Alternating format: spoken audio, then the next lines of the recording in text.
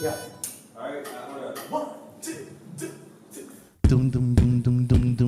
Good night, greetings everybody. We are G-Syndicate, and tonight is vibes as we syndicate you vibes, you know. You're gonna be hearing some songs off our upcoming EP. Think it's gonna be nice. So right about now, we're starting with this one. Ready to blow? So are you ready to go? So are you ready to go? Yeah. Oh, ready to blow, ready to blow. Oh, so let me go. Ready to blow, start up the show, get on the floor, let's go, let's go. Ready to blow, start up the show, get on the floor, let's go.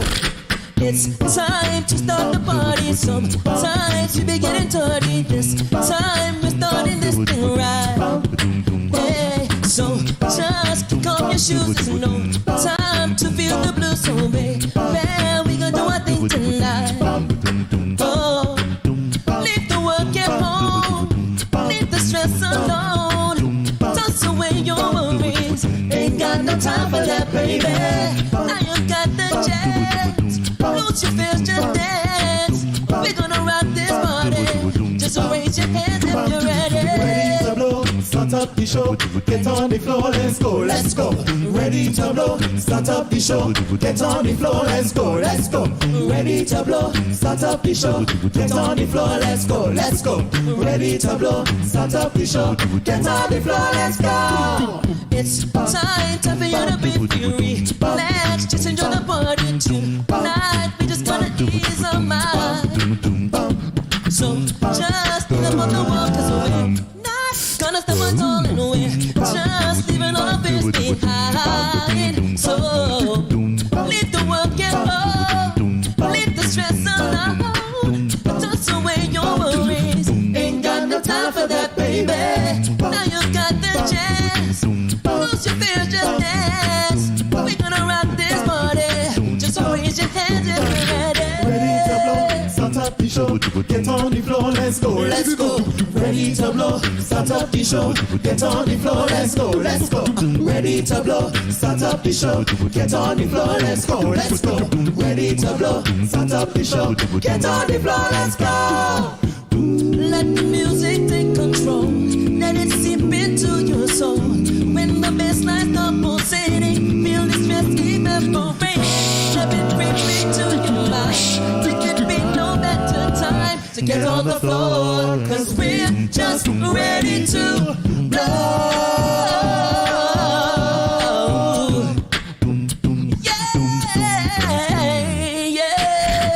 Ready to blow, start up the show. Ladies and gentlemen, Mark on the trombone. Start up the show, get on the floor, let's go, let's go. Ready to blow, start up the show, get on the floor, let's go, let's go. Ready to blow, start up the show, get on the floor, let's go, let's go. Ready to blow, start up the show, get on the floor, let's go, let's go. Ready to blow, start up the show, get on the floor, let's go, let's go. Ready to blow, start up the show, get on the floor, let's go, let's go. Give it up for Mark, y'all. So let me go. Ready to blow, start up the show, get on the floor, let's go, let's go. Ready to blow, ready to blow, start up the show, get on the floor, let's go, let's go. Ready to blow, start up the show, get on the floor, let's go, let's go. Ready to blow, start up the show, get on the floor, let's go.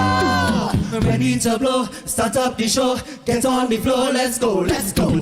Ready to blow, start up the show, get on the floor, let's go, let's go. Ready to blow, start up the show, get on the floor, let's go, let's go. Ready to blow, start up the show, get on the floor, let's go.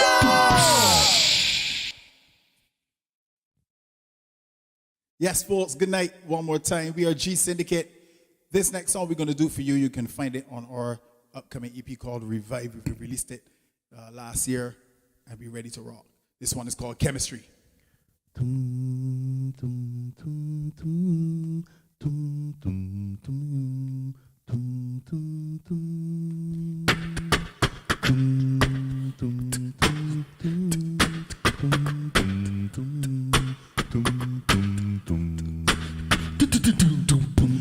Hey girl, hey girl,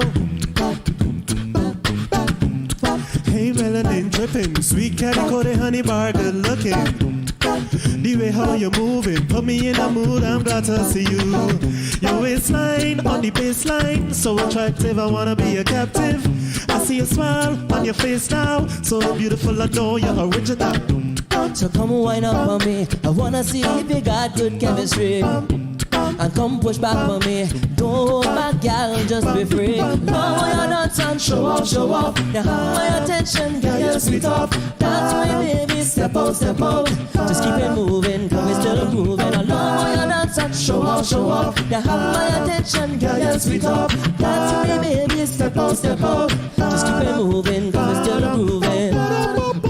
We're still grooving. We're still grooving. We're still grooving. Come talk to me, girl. Classy and intelligent, and you run the world. And let me say face to face. Know you feel the tension, just had to mention. Your brown eyes, shining bright, so gorgeous and glowing like sunlight. I hear your voice, angelic eyes, so amazing. I wanna keep this going. So come wind up on me, I wanna see if you got good chemistry. And come push back on me, don't hold back, girl, just be free. I know you're not son, show off, show off. You have my attention, girl, you're sweet off. Dance me, baby, step out, step out. Just keep it moving, cause it's still grooving. I know you're not son, show off, show off. You have my attention, girl, you're sweet off. Dance me, baby, step out, step out. Just keep it moving, cause it's still grooving. Still grooving. Still grooving. Still grooving. Hey, girl, I wanna take you home with me. And hey, girl, show you good energy, yeah. Hey, girl, I wanna treat you right, you see, you see, you see. Hey, just the two of us. We can make it if we try, just the two of us. Just the two of us. Just the two of us. Building castles in the sky. Just the two of us. You and I. What you won't do for love. You try everything, but you won't give up. What you won't do for love. You try everything, but you won't give up. So come wind up on me, I wanna see if you got good chemistry. And come push back on me, don't hold back, girl, just be free. No, you're not so show off, show off. You have my attention, girl, you're sweet off. Dance with me, baby, step out, step out. Just keep it moving, come and turn grooving. I know you're not so show off, show off. You have my attention, girl, you're sweet off. Dance with me, baby, step out, step out. Just keep it moving, come and turn grooving. I know you're not so show off, show off. You have my attention, girl, you're sweet off. Dance with me, baby, step out, step out. Just keep it moving, we're still moving. I know you're not done. Show off, show off. You have my attention. And dance with me, baby. Step out, step out. Just keep it moving, though we're still grooving. We're still grooving. Still grooving. Still grooving. Yeah. The next selection is entitled Englishman in New York, a song made famous by Sting in the 80s. Hope you enjoy.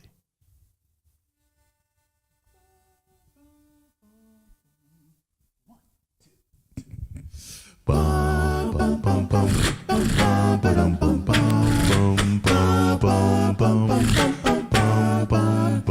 don't drink coffee, I drink tea, my tea. I like my toaster on one side. You can hear it in my accent when I talk. I'm an Englishman in New York. See me walking down Fifth Avenue, a walking king here at my side. I take it everywhere I walk. I'm an Englishman in New York. Oh, I'm an alien. I'm a legal alien. I'm an Englishman in New York. Oh, I'm an alien. I'm a legal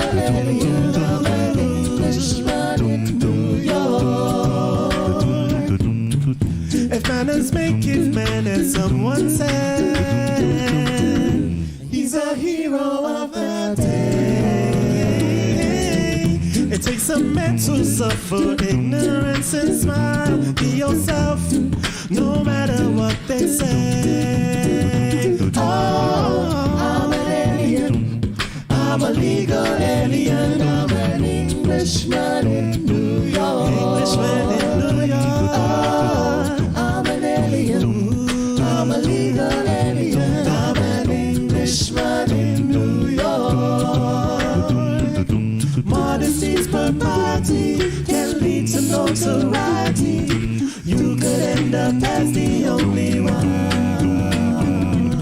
Gentleness, sobriety, all rare in this society.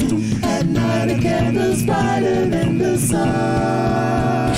In New York, concrete jungle where dreams are made up. There's nothing you can do. In New York, takes more than combat gear to make a man. Takes more than a license for a gun. Confront your enemies, avoid them when you can. A gentleman will walk but never run. If manners make it man, and someone said he's a hero of the day. It takes a man to suffer ignorance and strive. Be yourself, no matter what they say. You know you sing at home. Oh, I'm an alien. I'm a legal alien. I'm an Englishman in New York. Oh, I'm an alien. I'm a legal alien. I'm an Englishman in New York. Englishman in New York City. I'm an alien. I'm a legal alien. I'm an Englishman in New York. Englishman in New York. Oh, I'm an alien. I'm a legal alien. I'm an Englishman in New York.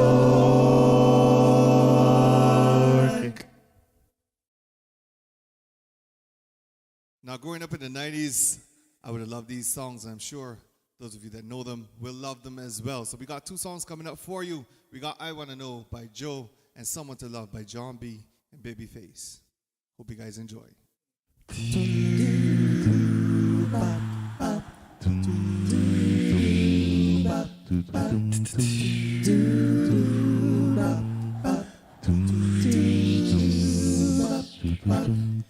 It's amazing how you knock me off my feet. Every time you come around me, I get weak. Oh. Nobody ever made me feel this way. No. You kiss my lips and then you take my breath away. So I wanna know what turns you on.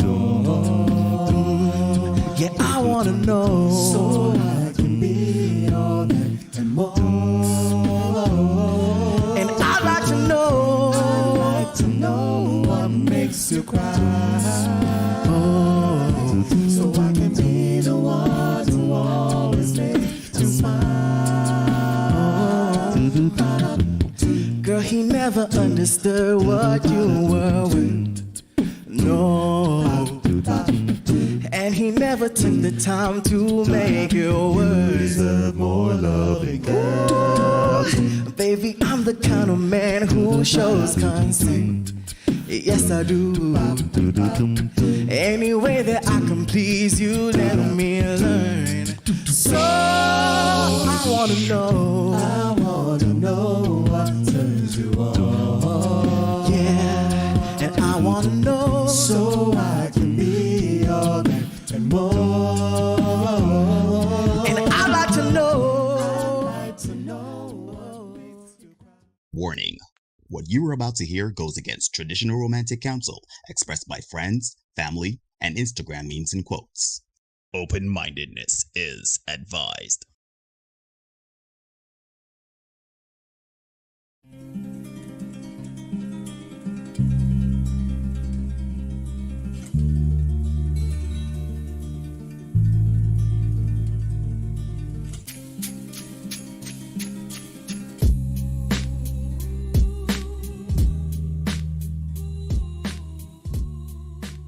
Hail, ladies and gentlemen, boys and girls, people of all ages, welcome to another edition of the Senate Podcast. I'm your host, Neil, joined as always by my brother from another mother, and your host, Derek.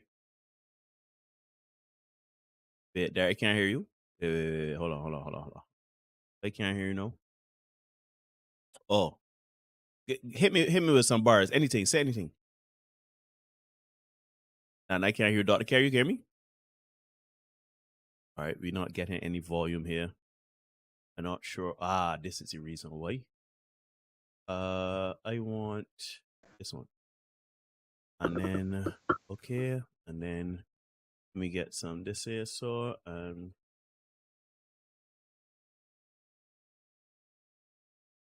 y'all hear me?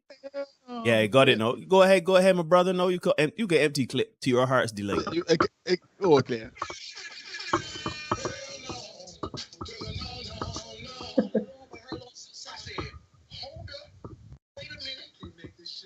There come a contaminated environment.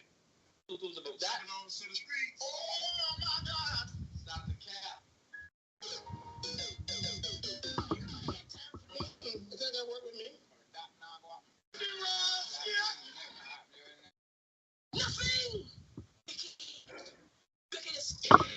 And of course, for our guest. Buckler. Yes, I. Yes, ladies and gentlemen, we're here in the crank. I am your host, Neil, joined as always by my brother from another mother, and your host, Derek. Yeah. And then, of course, we have the beautiful, talented, incredible, and our host for tonight, Dr. Kerri Pierre. Doc, how you doing? How is everything going? Great. I am good. I am going along. I am well. All right. And Derek, how you doing, my brother? I hear quite, can't complain at all. Amen the saints. Amen the saints. We're feeling a little tired today. Mm-hmm. Ran the gym this morning, but enjoying the couple days vacation, you know what I mean? So I was tired, but I got in some sleep. Nice. What's going on your side, man? Talk to me. I hear, man, they just, abiding as the old people say. Just weathering the storm like everybody else. But anyhow, the point remains is that we are here, and we are here to do, half the battle is to be alive and to be here and to do this show. So we're here. So shout out to everybody that's here. Lee, good night. Marlon, Gooner, good night. What's going on? Jonico, good man. What's going on, my brother? Hope everybody as well. Remember to like, comment, share, subscribing, and get into the due diligence and not the sexual kind. But as we go on, we have to let you know about G-Syndicate. G-Syndicate, the premier acapella group in the Western Hemisphere. Derek is the founder of that group. He's the leader of that group. So Derek, please tell the people about the talented and wondrous G-Syndicate. Yeah, man. The fellas there, we got a little birthday party to do, a private birthday party. So we're prepping for that. Putting everything together. Nice hard rehearsals. Good. Man, it's only good, to be honest. Man, it's only expensive, you know what I mean? So we got KMR waiting, Mark, Brett, Hugh, doing good stuff all the time, putting together a nice live show. That's what we do. And you can find us gsyndicate6.com. You can find us right here on YouTube, on Facebook, on Twitter, on SoundCloud at gsyndicate6. You can also find us on Instagram at gsyndicate6, but you got to spell out 6 over there on Instagram. The hackers hacked us. So give you guys a shout. Anytime you see us in person, feel free to come up and say hi. We don't bite unless you ask us to. All right, so check out the syndicate. Check out G-Syndicate, ladies and gentlemen. They're an awesome group of guys, very talented. Few songs from them I love. So if I were to ever, don't let me make that joke, but if I was to ever get married, there are a couple of songs there that I would want the man to sing for my lovely bride, whomever that lucky lady would be. You got you covered, dog. If you covered. If that lucky lady, she boat there walking boat. Oh, it leads on G-Syndicate. Anyhow, we like kids, so come true. Yeah. Ladies and gentlemen, We also have to tell you about the second edition of the King's Gathering happening on August 20th, 2023. It's a Sunday at 6 p.m. Ginger Lily Hall. Derek, you could elaborate for the kind listeners there. Yes, sir. So we got the second edition of the King's Gathering, Ginger Lily Hall, Bella Estates, August 20th, 6 p.m. as Neil said. And we're going to have presentations on law, how you as a man, well, sorry, not so just protect yourself, but the things you need to know as a man in order to protect yourself, to set yourself up for life and stuff like that. After divorce, before divorce, because statistically speaking, the divorce is almost guaranteed. But hey, that's just life, you know? Life in the tropics, as Neil say. So yeah, we have a session on law. We have sessions on fitness, nutrition, emotional health, and well-being, that kind of thing. Dr. Kerri is going to do a presentation for us as well. She didn't tell me what it's going to be about, but hey, everything is in her hands for that, in that regard. No worries at all there. And somebody is going to be missing. Oh, yes. Tamtar Culinary Creations, they've come on board. They're going to help us out with the refreshments bit of it. So salute to Tamtar Culinary Creations. And they do meal preps and all that. So as we get into it, shout out Avery and the crew up there in St. Lucie. Yes, the far St. Lucie, but they can do good stuff. You're right. We're around the corner for you, right? Yeah. But yeah. They do great work and they came on board. They're willing to help and they have come on board to provide the refreshments for us. It is the King's Gathering. So they're going to organize this with you fear. But gentlemen, you need to come out looking suited or booted and looking ready, dressed to impress.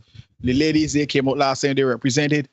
So this time around, gentlemen, we got to do it bigger and better, right? So come out, look at the part, share the information with your friends, your colleagues, your brother, your cousin, your uncle, your father, right? Because we discuss very real issues that pertain to men.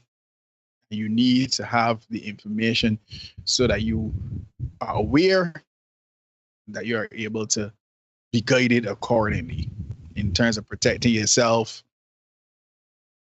Because it's all right to get, you know, real happy and up in your feelings and everything, but then, you know, shit get real quick when it start to get soft. So you need to know how to operate within those parameters, right?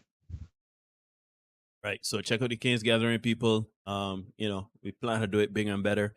Shout out to the Mannings. Thank you very much for allowing us to use the space. And of course, Tamtar Culinary Creations is there with us spoken about. No, ladies and gentlemen, you are indeed watching the Senate podcast. Please remember to like, comment, share, subscribe, hit the notification bell so you don't miss anything. We do content for you 5 days a week. Tuesdays and Thursdays, we have this space, the non-Dipsy Doodle space, the live streams, which we have at 8 p.m. every Tuesday and Thursday. And then, of course, we have the Senate shorts. We do them 3 times a week. We would have given you the cautionary tale of Pastor Joe on Monday. That was a personal favorite of ours, well, for mine. And I hope the guys got the salient message there, which is do not cavort with people that have something to lose when you have a mountain of things to lose as well. Derek always says, do not go into business, you being the ham and the other person being the chicken and one in the ham and eggs business. Pastor Joe, see a tailor and seek God. Anyhow, right. So like, comment, share, subscribe, hit notification bell so you don't miss anything. Like the content, share the content so we could build this content now. Earlier this year in May, we would have had the first edition, May 6th, we had the first edition of the King's Gathering. And Dr. Kerri, she, you know, we had the privilege of having her come here and presenting for us. She presented the Ace of Fun, and it was something that was very well received, both by men and women in attendance. And then we were saying that we were going to have her present on this show because we think that the information in that presentation was very pertinent to anyone or any people looking to be in a relationship or are in a relationship. So this is that show, Smokin Aces. Dr. Kerri, over to you. Lead us in sermon. The pulpit is yours. I would dare not try to be up on a pulpit. That is definitely for Derek. We'll leave that right there. I thought you was about to say the pulpit would catch fire. I'll leave that there. But thank you both for asking me to do this again, because I know a number of people wanted to come to this session, but were not able to make it. And so this will be a review for them. I've made a little, tweak here and there, a little modification for things since the feedback given from them. But, thanks so much for asking for me to do this. So, a lot of the information that I will go through is pretty much based on my personal experiences in relationships, as well as observations of trends in relationships. The ones you just kind of see, the ones that Derek and Neil discuss every week on here, and that larger context of what expectations around relationships really have become over the years. So because I'm a high context person, I always need to kind of ground things within context. I wanted to make sure that I gave Caribbean context to this. And I know a number of folks like numbers and statistics. So I found a few. And so I wanted to kind of start off with that, even though the clips that we'll be looking at are the ones you're used to. You see them on IG all the time. But I want to make sure that we at least understand what's going on at home in our region.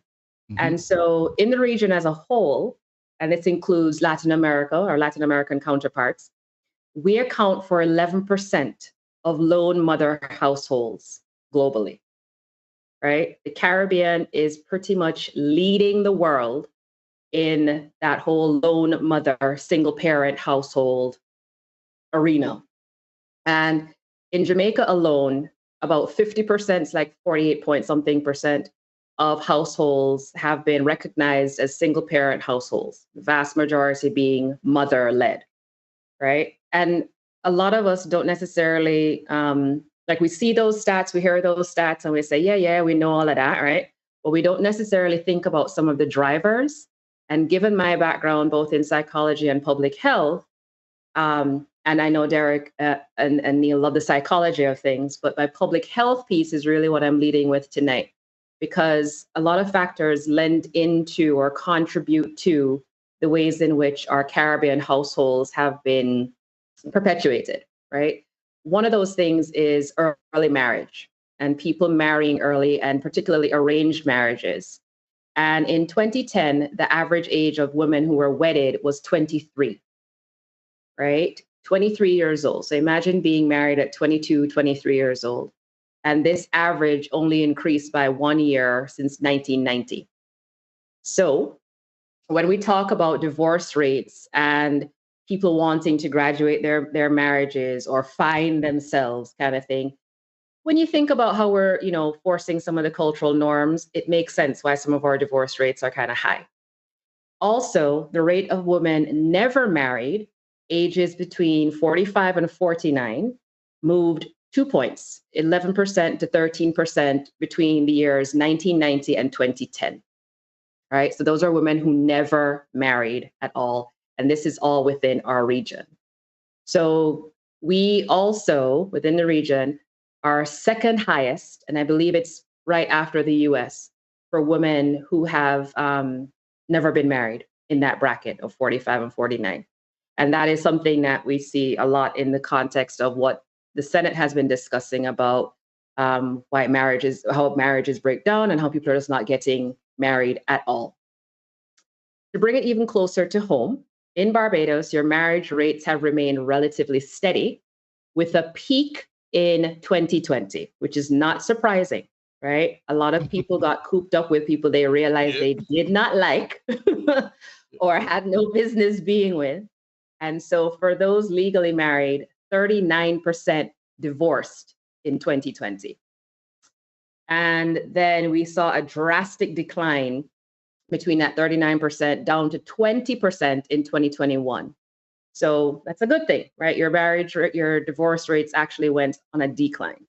So that's not bad, but certainly there are things that we need to factor into some of those decisions. In Trinidad, because I know we have representation from Trinidad here, there was also a marked decline in divorce rates. So roughly 30% of those married couples were divorcing in 2009. So it kind of fluctuates a little bit in Trinidad, but relatively holding steady. So all this to say, what's going on? Are we still under a delusion about marriage being that glorious thing? Once we're married, there's no more responsibility? Or are people recognizing that when they do get married, there are things that come up and they're hard to handle. So are we in fairy tale bliss, or does reality actually hit when you finally get married? Or is it something else altogether, right? For me, again, given my work and observations, I think it's a mix of a number of things that for me, I kind of label as weakened perspectives and responsibilities when it comes to factors around duty, identity, your family, and the ways in which our village used to operate, right? We used to be a lot more collectivist in our heritage and practices. But of course, with globalization, which is a new wave of colonization in my mind, a lot of things have shifted, right? So based on that shift and what the guys asked me to talk about in May, I developed the Ace of Fun kind of thing. Neil, can you put the graphic up for Ace of Fun for me, please? Oh, you don't. Thank you. So as you can see, Ace of Fun, right? A standing for accountability, and I added alignment. And tonight I kind of go through that and discuss it a little more as to why I added alignment in there. C for communication, E for exquisite, F for, of course, freedom, U for the union, united but independent, and then N, which is for no. And no is like my favorite sentence in the world because it's a whole and complete sentence. And oftentimes you don't need to explain yourself, especially if the context is clear, crystal clear. All right. So we'll come back to the graphic as we go through this. But I want to start us off in good old Senate style and have the first video clip talking about accountability and alignment. So I'm going to watch that, and then I'll give you my rundown for that first component. All right, copy that. She's learning, Derek. She's learning. Indeed. Derek, you have the requisite material. No, I'm just gonna watch it. I'm good. Oh, you see, look at that look at that look. Surprise! All right, so let's get it. All right, well, Dr. Kerri know it, and it's only for me to watch, right? So it's gonna be lonely, but I'll watch it. Anyhow, let's get it. Everything you found out up to that wedding day is just what got you to the altar. Everything you about to say I do to is what you don't know. So this is why more than 50% of the marriages end in divorce, because they have no idea that the commitment they're making is not to what they do know about this person. It's what they don't know about this person. Damn. Damn. Says. All right, you could go ahead. The video's over. Okay. So I'd love people's thoughts, of course, on the video. But for me, I thought it speaks to me, it resonates with me when it comes to how people are jumping into marriage, right? And recognizing that marriage is not a fairy tale. There are responsibilities, there are higher standards of accountability that go into making this decision around being married to someone, right? You have to be able to hold yourself individually accountable for your behaviors, your perspectives, your desires, and know that your level of introspection will not always be the same level as the person you're interested in, right? We hear a lot about being equally yoked, and there's absolutely a lot to be said for that concept of being equally yoked. But we have to then think through that element of alignment. And do my values, do my morals, do my standards align with that of the individual that I'm considering being partnered with? A lot of those conversations don't necessarily happen at the depth that they need to be had, right?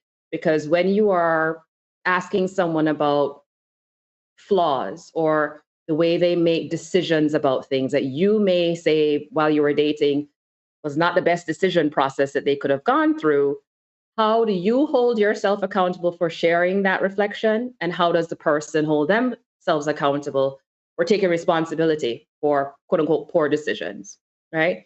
Do you even align on the ability to be transparent in your union and your partnership? So what are the things that you're thinking about when it comes to being accountable for yourself, as well as the role you play in the relationship? And how do you seek alignment? How do you discuss alignment based on values, morals, standards, or maybe even past experiences that can lend to, strengthening that decision about being in a union? All right. So we talk about capacity, toxicity, all those things here too. And I'm going to ask Neil to play 2 videos, clip 2 and 2.5. And thanks to Cherish for one of these clips. She sent it to me today and I was like, perfect, this will work great. So clip 2 and then clip 2.5, please, sir. All right, got you covered. Here we go. Big heart should not be one of our most dangerous qualities, but it will be if we do not have emotional intelligence and a discernment of reciprocity and capacity. Simply put, stop expecting you from them. Many times we are manufacturing our own heartbreak by the expectations that we're placing on others. Exaggerating our place in somebody else's heart causes for pain to be imminent. Just because you have them in a certain room in your heart does not mean that they have you in the same room in theirs. We're getting hurt because we're expecting reciprocity loyalty from an opportunistic heart. And stop allowing people to make you think you're crazy once you figured them out. That's what opportunistic and narcissistic people do. They do things that almost make you lose your sanity and then will tell everybody else you're crazy. But here's the thing. You cannot hold somebody else accountable to how you would respond and how you're built. The discernment of reciprocity and capacity. You're an ocean expecting a shot glass to fill you. You're a lake expecting to be filled by a pint. Maybe it's not a toxicity issue, but rather a capacity issue. But it does become toxic when you're an ocean and you're trying to force a shot glass to fill you. Stop expecting you from them. Who is better at communication, men or women? Women. Are better at communication. Women, for sure. If men are worse at communication, why do so many women expect men to read their body language rather than just be direct? Oh my God. I don't know. Are men expected to be mind readers? Yes. Is there a difference between what women say that they want in a relationship and what they actually respond to? Absolutely. If so, how are women better at communication? We're not. But you just said that they were.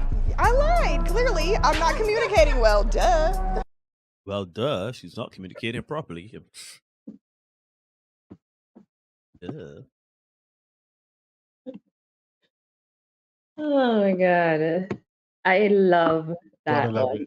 I just love it.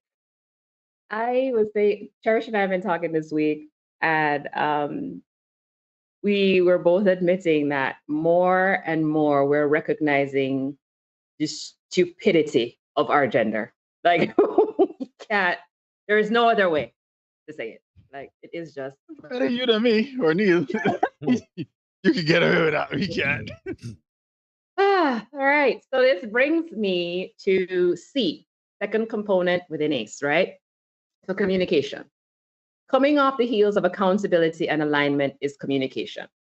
This component is often tagged as one of the most critical parts of any relationship, especially in intimate relationships, right? When I first delivered this in May, I made the point that women often want men to communicate the ways in which women communicate. Mm-hmm. That will never happen. It's not supposed to happen. You'll never live to see that happen. Right? It's not supposed to happen, right? And what is also critical for men and women to recognize is that men communicate consciously when they are safe and have the space to share on their timing, right? Just like we as women don't like to be rushed to get ready for something or to, attend to somebody else kind of thing. Men do not wish to be rushed when it comes to sincere communication. Otherwise, they'll give you a half-assed response. Amen. Hallelujah. Right? So even more critical with this is that we have to pay attention to what Derek and I always highlight, the chaos of women and the structure of men. Women share according to their chaos of their energy, right? You saw the microphone in that woman's face a while ago and she just said, whatever. Right? There was no let me think about this. no reflection that actually goes into these things. And it is important to pay homage to that. That, okay, fine, we can give you an off the cuff response as women. However, we need the complement and critical and paused thinking of men in order to fully operate in our units. So you must assess what your capacity is to communicate safely and openly, excuse me, as people cannot read each other's minds. It's not fair to assume or to expect that your partner can read your mind. It's just irresponsible of you, right? And it's also important to acknowledge that over time, you will be able to develop some level of knowledge about your partner's habits and, quirky moments or low moments, and you support them accordingly. But you cannot take those periods for granted, right? And you can't default to just doing whatever it is that you think they want you to do. You still have to communicate in those moments and resolve and listen to things critically. All right. Okay.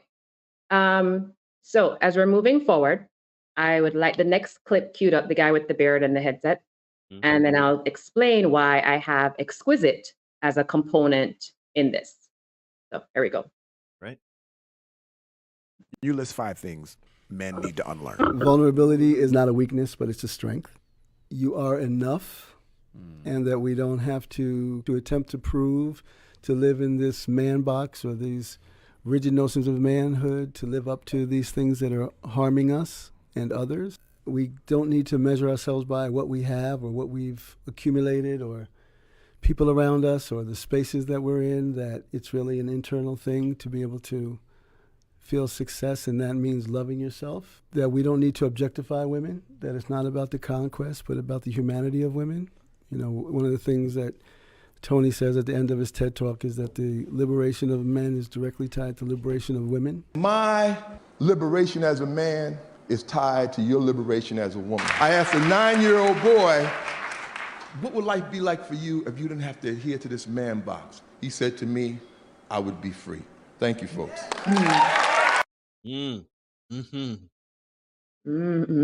So I am a bit of a daddy's girl. I'm one of those daughters who, if you do something, like to piss my parents off, especially my father, and I did it for the defense of my mother as well, I'll clock you, right? Like I will put you in check. I am that kind of daddy's girl. I'm not the little princess type. So you gonna try say that. I say that to say I've recognized sincere levels of sacrifice from my father. I have recognized and I acknowledge deeply the ways in which things have been difficult, right? The things that my father had to deal with in building the wonderful life that we had as children. I actually had a childhood. The way he handled his marriage, all of those things were very important to me. And for me, he set standards for me to understand how to operate around a man and what the responsibilities of a man should be, right? They vary depending, again, on culture, resources, access, all those things, but some fundamentals were there. Likewise, I'm a big supporter of my brother. I have a younger brother. I'm his biggest cheerleader. E is for exquisite, because I believe men deserve an exquisite experience at all times, given what they go through on a daily basis, that many of us as women will never be able to fundamentally articulate, right?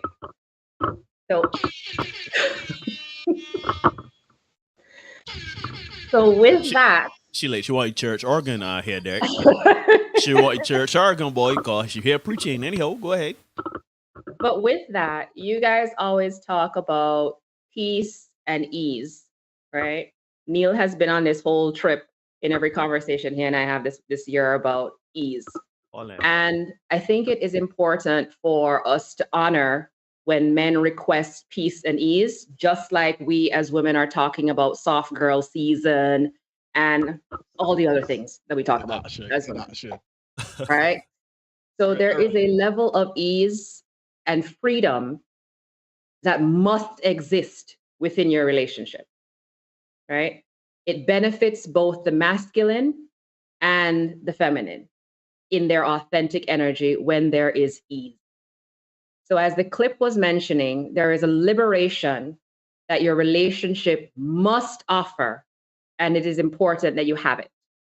If your relationship, whether it's you now dating somebody, courting somebody, or you are married with somebody, and you do not have more feelings of ease and freedom within that space, that is, a point for you to critically assess who you are in partnership with, right? And evaluate whether or not there is true alignment and hold yourself accountable for communicating these things. So E is that exquisite piece. I had a mentor who would often talk about exquisite complications. Like there's a sexiness when you say it that way. And for me, in relationships should be exquisite. They should be sexy. So for men, there is a level of ease that they require, just like us as women who want, our feet rubbed or whatever the case may be. There has to be reciprocity. So if you're not feeling that in your relationship, maybe it's time to pause and critically reevaluate a few things. And I'm not saying it's going to be easy, but if you are honest in your role and responsibility and being truly aligned, these conversations must be had. So that lends to our second segment. And so we're going to play 2 more videos, clips 4 and 5. And then I will expand on the component of freedom. Okay, ladies and gentlemen, you're watching the Senate podcast. If you're liking what Dr. Kerri put in down, I see some people saying facts, spitting pure facts, etc., etc. We'll give you a like. No, well, give us a like, and she would get it. Yeah, she'll get it in a minute. Yeah. All right, let's get it. To be able to look at that woman and feel like I can conquer the world because I got her by my side. Or I don't want to let her down, so I'm going to go out here and I'm going to be the best version of myself. I'm going to take care of my business. I'm going to make sure that, I'm operating at peak efficiency, whether it's from a career perspective or, within my friend group or just outside in general, making sure that I don't put her in a bad headspace. That's what a great woman inspires you to be. Inspires you to be something, a lot of times, even more than you thought you could be. And that's not saying that you're doing bad in life, but that's just saying, man, like she makes me want to step it up to an even higher level than what I'm already operating at. And that's the type of woman that you marry.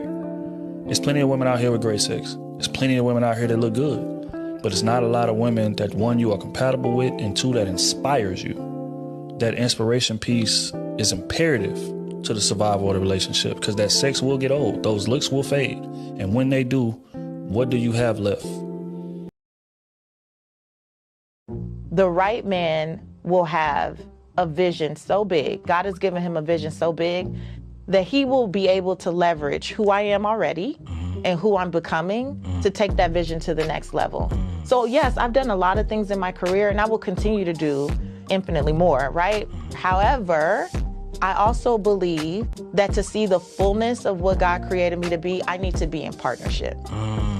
And the right man will have a vision where we can leverage my wisdom, my talent, my grace, my beauty, my charm, my experience, all of that stuff to elevate that vision to the next level. Yeah. There's a reason that I can see my career, like what I desire for it, but only so far. Yeah. And I've stopped trying to fight God about why don't I want, more and more and more. Like, I stopped fighting that.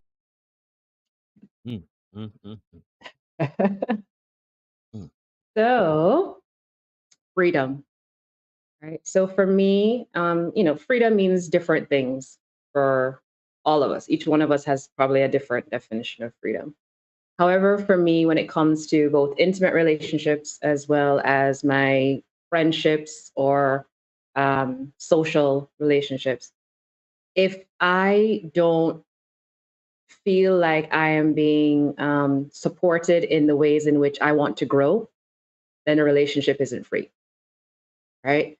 A lot of people have said, I remember talking to a few of my supervisors over the years, and a few of them were divorced. And I remember asking one who was a male, I said, why are you divorced? Like, what happened after just 11 years of marriage? How come you divorced?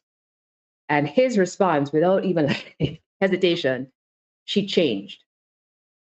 And I was like, but isn't she supposed to? She has 3 of your children. She's not 20-something anymore. You're not 20-something anymore. You're both growing in this process, right? And after 11 years, they called it quits. And so for me, we have to be mindful that who you marry today on July 18th at 8:35 p.m. is not going to be the same person tomorrow, July 19th at 8:35 p.m. It, again, don't work so, right? People gain more information on a daily basis. People go through different encounters on a daily basis. As much as things are routine, and this is why routine is important, particularly for men to establish those routines, because there is safety and a level of assurance in the routine, right? And with that routine allows for these components of growth to take place. So if you think about the man framing a relationship with the structure, right? So a square, a rectangle, however you want to frame it as men. Women come in and put in pieces of content, movement, all those things in a relationship, but it is happening within this sphere because we can keep this safe and control it, right? That is not to say that relationship is not free. There is opportunities for growth and supporting and expanding and all of that, but it is safer when there is a structure and a frame that we both can operate within.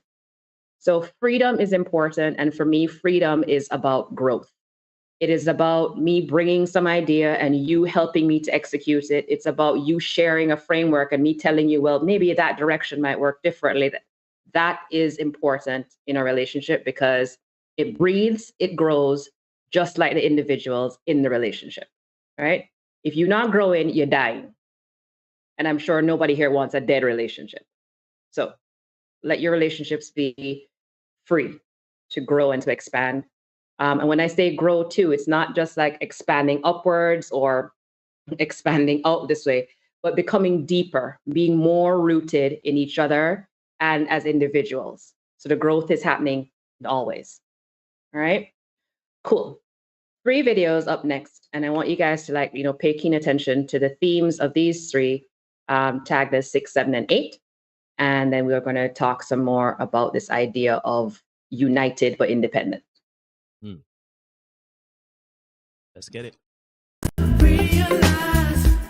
Oh, you gotta mute this one. This one has Yeah, sorry, that has music, yeah. Problem.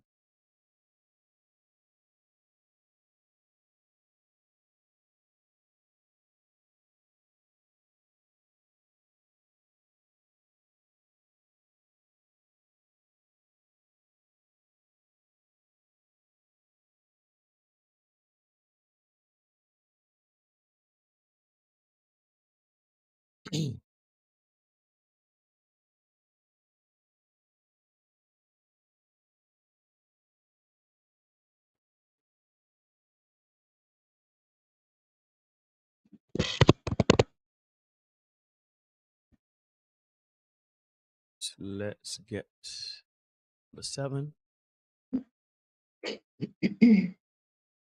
I need to hear my husband say, I love you, girl. And I think there's some men who grew up in a home where nobody displayed affection and nobody ever said that they love you. Yes. And they almost feel like, well, you should know that. Yes. I married you. And no, it's not that she should know that. Mm-hmm. She needs to hear it all of the time. When you don't say I love you, when you don't pay the affection bill, and pour into me like that, it makes me feel like I have to compete with other women in your lives who you do pour into. Talking about, oh, you look so beautiful, sis. Oh, mama, such and such. Your hair looks so good together. You're giving hugs and handing out all the compliments, but you haven't told me that I look beautiful.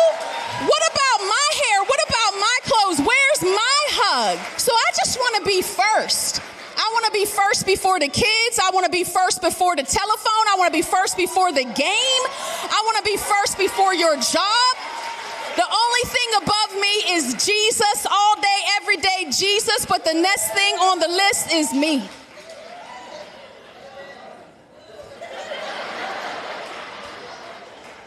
So, oh my gosh, I should have out notes, and secretly, you should be taking notes.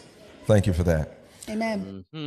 Don't completely agree, but there's something there. It's all right. So fascinating. I saw this the other day with Adam and Eve. And so Adam and Eve, they're in the garden. God says, don't eat of the fruit of the tree of the knowledge of good and evil. He gave this commandment to Adam. And then Eve goes around, she takes the fruit, she eats of it and tells Adam to eat the fruit. Adam then eats the fruit and, listens to her. And so then God shows up on the scene and he doesn't call for Eve, he calls for Adam. Why does he call for Adam? Because he didn't tell Eve, he told Adam. Why did he tell Adam? He told Adam, and then Adam was supposed to tell Eve. He was supposed to be the spiritual leader, the head. And what happens is when the man doesn't lead, and when the woman says, okay, well, if you ain't lead, I'm gonna leave. Here, take this fruit, eat it. I think you should do what I do. And now look what happens. So when there's that kind of imbalance in our marriage, it all falls apart. So what I'm hearing you say is that you want me to lead. As a woman of God, at least. Yes. You desire your husband. Because I'm not threatened. I know who I am. I know who God's called me to be, and I'm not threatened by your leadership. I'm not threatened by you being the head of our family and our house. I'm not threatened by you being the king because I know I'm the queen. Wow. So this couple, I don't follow them yet. Every now and again, they say some things. I'm like, okay, I can take that from it, but not the whole thing. But I really appreciate them in terms of how they're doing the work of kind of critically assessing things. They could go a whole lot deeper, but at least they're scratching the surface of stuff in a critical way that we do not often see when couples come on stuff like this. So I'm sure they'll get to that point eventually, but I appreciated a number of things that they discussed. Sorry, go ahead, Derek. I would say you hope that they get to that point. Yeah. I hope they do. Because their principles are sound, but of course, the society will. You gotta get clicks and views now. Yeah, exactly. So you unified or united, right? But independent. Again, we are often told be equally yoked, to become one. There was a Devon Franklin video that I was going to put in here, but I was like, no. Why not? Because he just irks me in all sorts of ways. But I mean, so if it's pertinent to the discussion, you don't throw away the baby with the bathwater. Like in his case, I do. Oh, fair enough. I don't agree with that. I think anybody, can have a moment of clarity and logic every now and then. Right, but he does not have a moment of clarity and logic. So, anywho, moving along.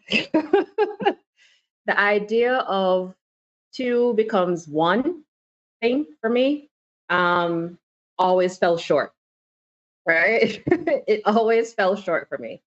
It just didn't make sense. To this day, it doesn't really make sense because there are unique assets and strengths that each person brings to the relationship. And those assets and strengths are necessary for the movement and the build out of the relationship. Each party also brings strengths in the making, often identified as weaknesses, that are also important for a relationship to really work, right? This is how you support each other and you identify things and move. But when we have this notion of two becoming one, it sometimes, in my humble opinion, restricts identity within the relationship. And in some cases, seems to absolve parties of certain responsibilities, right? And I've heard people say, well, we're a unit. So, I don't need to do that because we're a unit. So you're functioning on my behalf. Again, when we think about comments around capacity versus toxicity, right? You cannot think about one person leading the whole entire relationship. So when she was talking about how Adam was the one who received the information, Adam received the orders, Eve didn't pay attention to those orders. See, that kind of the thing. It's like Adam was supposed to lead. Eve didn't question anything. She didn't check in, right? Yet we're supposed to be a unit. And then things went to hell, right? So there are times when the man must lead, and then there are times where the woman leads, but it's important in the union to check in, right? The man must be able to set the formulation for the framework of the union and the standards for the unit. And there's a balance in this, as I said earlier, where the content and the movement of the components of the framework are spearheaded by the woman. She creates that kind of opportunity to leverage the assets of both and moves forward with that. So it's a win-win, right? But it's two, yes, we can say two becoming one. However, I want you to kind of stretch a little further and be more critical, because that's what I come from, a critical space, in how these two coming together really leverage assets and strengths to create a wholesome relationship. All right. So that's my union one. All right. So last clip, and this one I thought was just kind of a wonderful way to sum things up. But I'd love to, of course, get you guys' feedback. And it will bring me to my final component of N, which is no. So clip 9, please, Neil. Right, there you go. Here we get it. I think one of the greatest disservice you would do to yourself is to marry the wrong person for you. In my books, your spouse is a key success factor, whether you're a man or a woman. And choosing, but it's even more important for a woman because men have more room to navigate than a woman does. Because in the context of our own culture, our African culture, she's expected, and in biblical terms, she's expected to be submissive to her husband. Now, you better be sure that the guy you want to submit your life to and have to answer to is a guy who has the capacity to handle you, to handle the life of who you are. Now, if the guy does not have the capacity to grow with you, with your vision, with your ambition, and as you emerge, there will be problems. So I've watched many women struggle and fight. So I am forever grateful to the man that I call my husband, because I have seen his commitment to the full emergence of who I am. Sometimes it's tough because, you know, sometimes outsiders make it difficult for your spouse. Outsiders. You know, and all of that, especially when you're a woman. But in all of those things, it makes me understand why it's really important that I don't fully agree with that, but you know, Okay. You don't have to agree with everything. there's some truth in that. There's, you know, I think it's more phrase than anything, but yeah.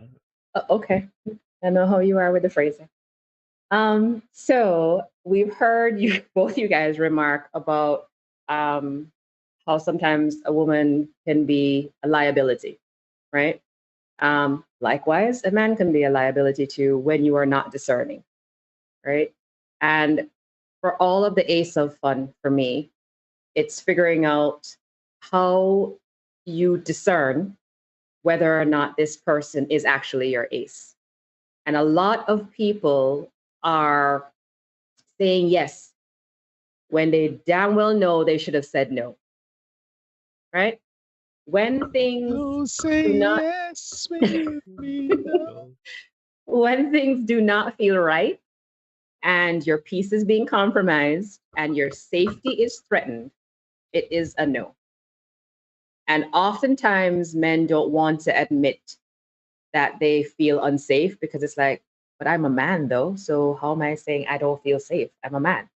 I'm supposed to be safe all the time, right? So there are these conflicting things, again, based on social conditioning. But first and foremost, we're human, right? There are moments where your peace is compromised, and we've I don't know, I think it was last week I was mentioning the comment around happy wife, happy life, and then one of our folks said happy spouse, happy house, right? Like we always half-ass these things and don't say the whole entire thing. And it's important for us to look at everything, and again, within context. So work must be done, right? When anyone in partnership is feeling uneasy about anything, as your marriage is one of the greatest decisions that you will make in your life. So when things are not aligned and there is no ease or freedom as communication flows, then it's probably a no. So those are your Smokin Aces. Yeah, we can put the Ace of Fun graphic back on here. Yep, look at it there. Man, let me get the ear horn. Yeah, you gotta put the ear horn on. Yes. Ladies and gentlemen, you are indeed watching this. That's right. You're watching the Senate podcast. Please remember to like, you're commenting, share this content. And then, of course, subscribe.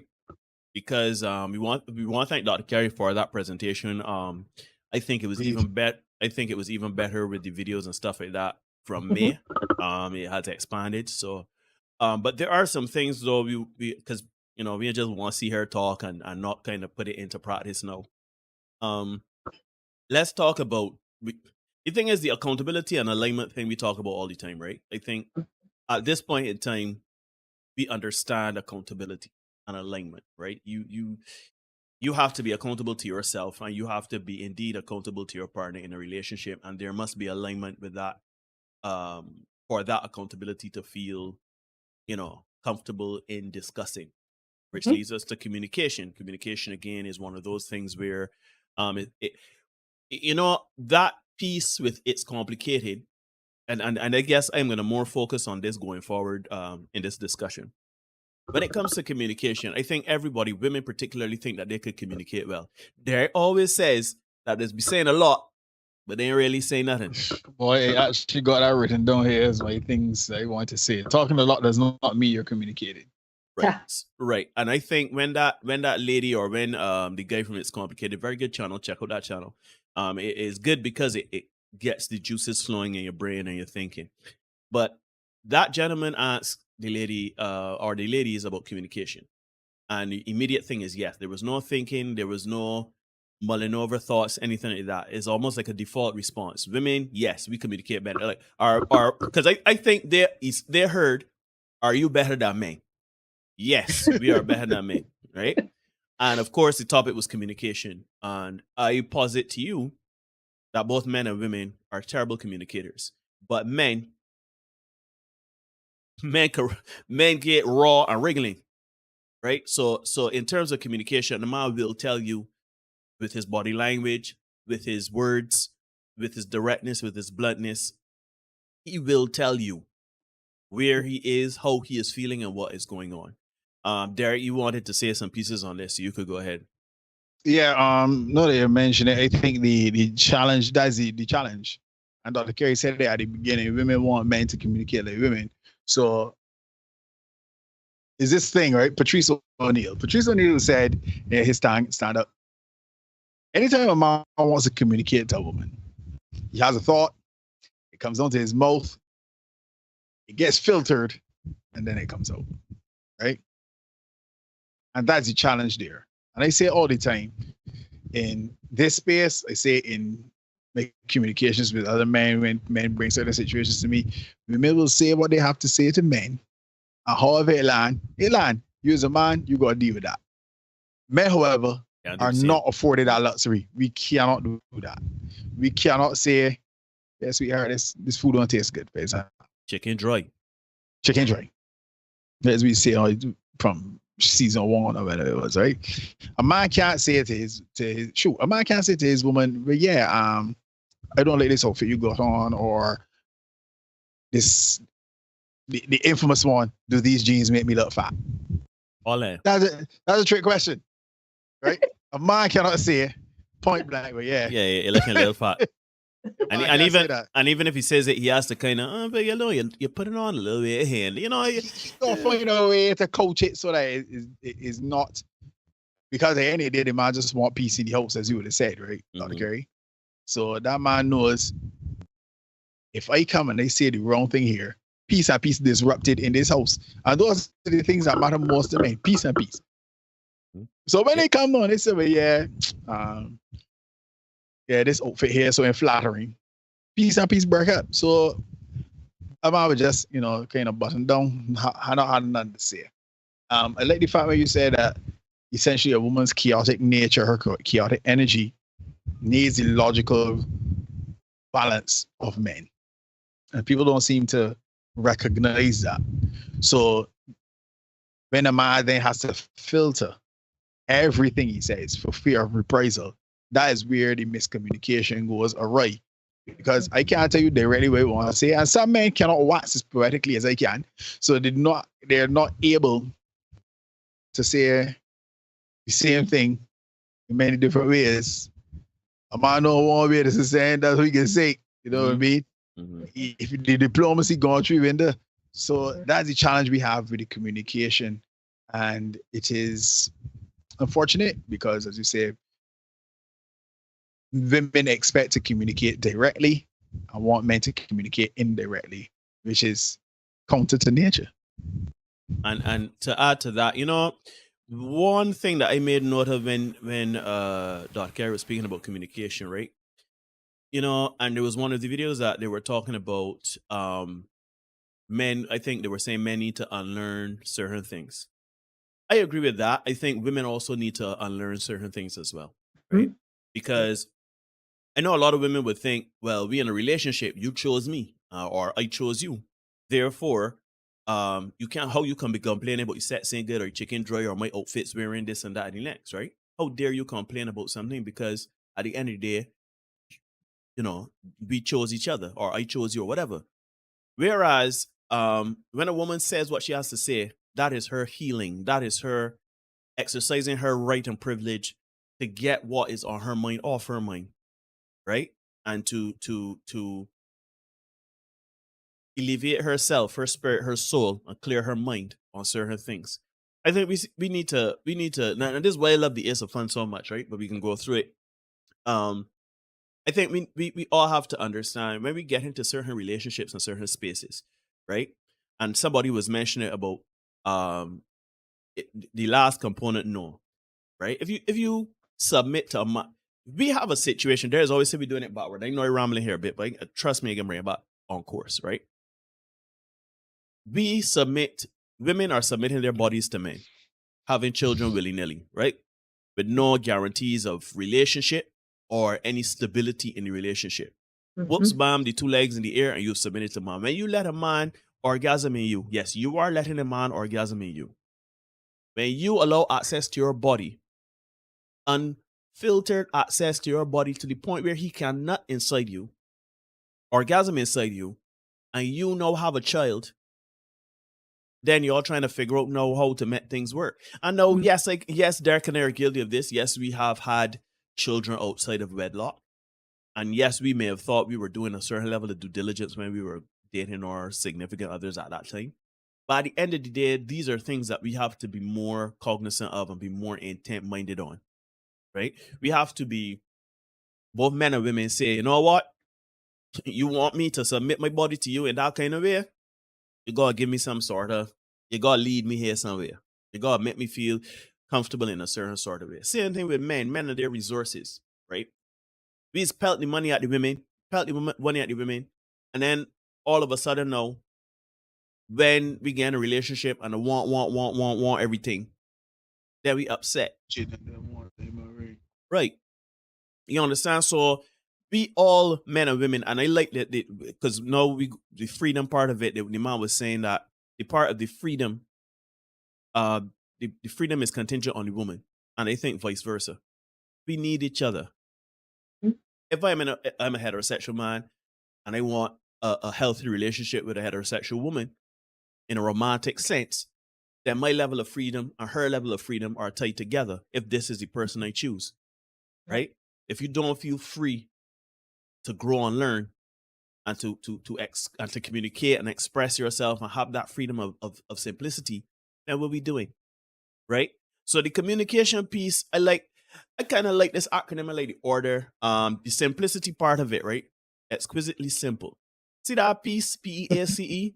That is paramount, right? Because at the end of the day, no man wants to come home. Scratch that. No one wants to come home to an environment where they feel uncomfortable, right? Whether for me personally, I don't want to come home and every time God talk about my feelings. Every day come home, I say, how was your day? I said, my day was fine. Let's talk about it. You want to? You know, and every time I want to talk about my feelings, yes, there will be a space to be vulnerable, but there's not every time that I won't be vulnerable. Something as simple as allowing a hug. You know, there's always talk about laying down in somebody's lap and getting the head stroke, or, you know, for me, it's just, you know, just a lighthearted conversation and just having that freedom of communication and expression. You fight the world whole day, right? And for me personally, in my mind, I just like I always thinking, I always processing every situation. I'm always going. My brain don't shut off, right? So then it's like you process the day, you process the situation, you process all of the things that gone right, gone wrong, whatever. It has you in a space where you don't necessarily feel the most upbeat. You come home and know your woman wants to play. Yeah, want to play a therapist, right? And it's like, yeah, but I went through this in my head. I can be good. Just let me have an ease. Let me watch a movie. Let me, you know, give me a hug and a kiss, or you know what I mean, give me a sandwich. You know what I mean? At some point, we have to understand. And there are some women out there when they come home, then vex about the dishes, then vex about the garbage, then vex about this, that, the next, the third, and they're complaining and arguing. You're not giving yourself that level of, you're not communicating effectively how you want things to be done or how you want things to be run. You're not trying to find out if there's a reason why when normally he's washed the dishes or why he ain't washing the dishes, right? There has to be some level of, and this is why accountability and alignment is first. Because when you don't communicate effectively, the Adam and Eve story, man ain't pass on. So if you as a woman too, you come and say, well, I like my house a certain sort of way. Did you effectively communicate that to the man in a way that he could take that process and say, well, all right, I feel a way to honor this relationship or her in this way by doing this? You know what I mean? So that's why relationships are so daunting in 2023, right? Because this list seems very simple. It is a fun acronym. It makes sense. It is constructed properly. And if you phrase this the right way, you know, women would be like, yes, I love this, and sharing and stuff like that. But at the end of the day, this does not play any accountability, or sorry, it doesn't exempt you from accountability. Mm-hmm. It does not. So a lot of the issues we're seeing around the place and a lot of problems we're seeing, people are not willing to hold themselves accountable. They're not willing to allow themselves to grow. They don't feel safe to grow. And this is men too, you know, a lot of men, right? There always says this part where I think it's 7 hours a year a man spends in a bathroom. Right? Hiding essentially from his partner, his children, or whatever. Do you know men especially don't feel, because I'm going to speak very frank as a man. We got a woman. No, the woman come home, she in a mood, she vexed. She wants to speak about her day. Tommy from work gets she stressed, so she want to talk about how she supervisor Tommy gets she stressed. But you two had a very rough, emotionally rough day, right? So far as you're concerned, you just want to come home, you want to watch a little football, you want to drink some beer or whatever. Short drink. Right? And, you know, I get a little loving from your woman, right? But she wants to speak.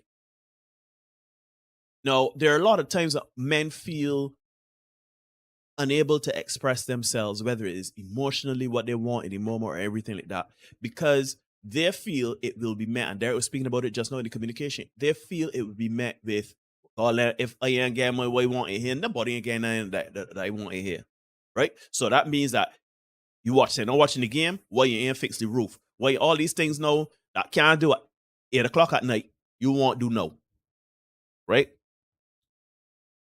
As a man, I think that we are encouraged to share vulnerability and emotion, but we are not respected for sharing vulnerability and emotion. And it is never the right time for a woman to receive it when we do, or it's seldom the right time. Because there are times where men feel bogged down, we feel unheard, we feel as if we have no control of our home, our relationship. We feel as if we are in servitude, and our desires are Yeah. Like that word there. right? Yeah. Right? And we don't have any. We're not being heard. It's like we're the government not listening to us kind of thing. You know, this person that we stood up, we had vows with, we made a commitment with. You know, everybody's in love, and the love word gets around, and we think, and we in this thing, and we promise to always stand shoulder to shoulder. You got my back, I got your back. But here it comes now that I'm coming home, and I can't share with you, babe. I don't know. I don't feel much like a man today. I don't, because there are times where, just like how women, we are human beings, just like anybody else. There are days we don't have it. We gotta go get it, but there are days we don't have it. We don't have the latitude to shut out the world. But then we don't have the latitude to share and get things off our chest. Dear, this sex thing is a huge thing. Dear, we have not had intimacy in a while. And I'm unhappy. I need to be touched. I need to be felt. You can imagine saying that to a woman. We're shooting the woman and be like, what's this nasty Drew thing you come in here? What's this little soft boy thing you come in with? Is very sassy? What's this here? Right? And we need to stop that. Because sometimes we are forgotten as human beings as well. Sometimes sometimes men exist and operate in silence and solitude perfectly. And sometimes we just want to be silent. We just not left alone. I want to be clear. Not necessarily left alone, but sometimes we just want to be, and this can sound weird, but we want to be treated with ease.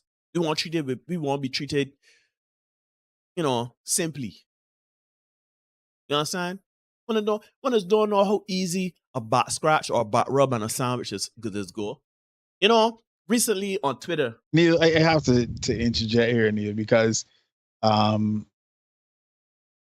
that is as foreign a concept, I believe, to women as it gets, right? Patrice O'Neal again, he said, sure, your man want you to be there, but not there. You want to know that you're there, but you don't need you there, right? And that is difficult.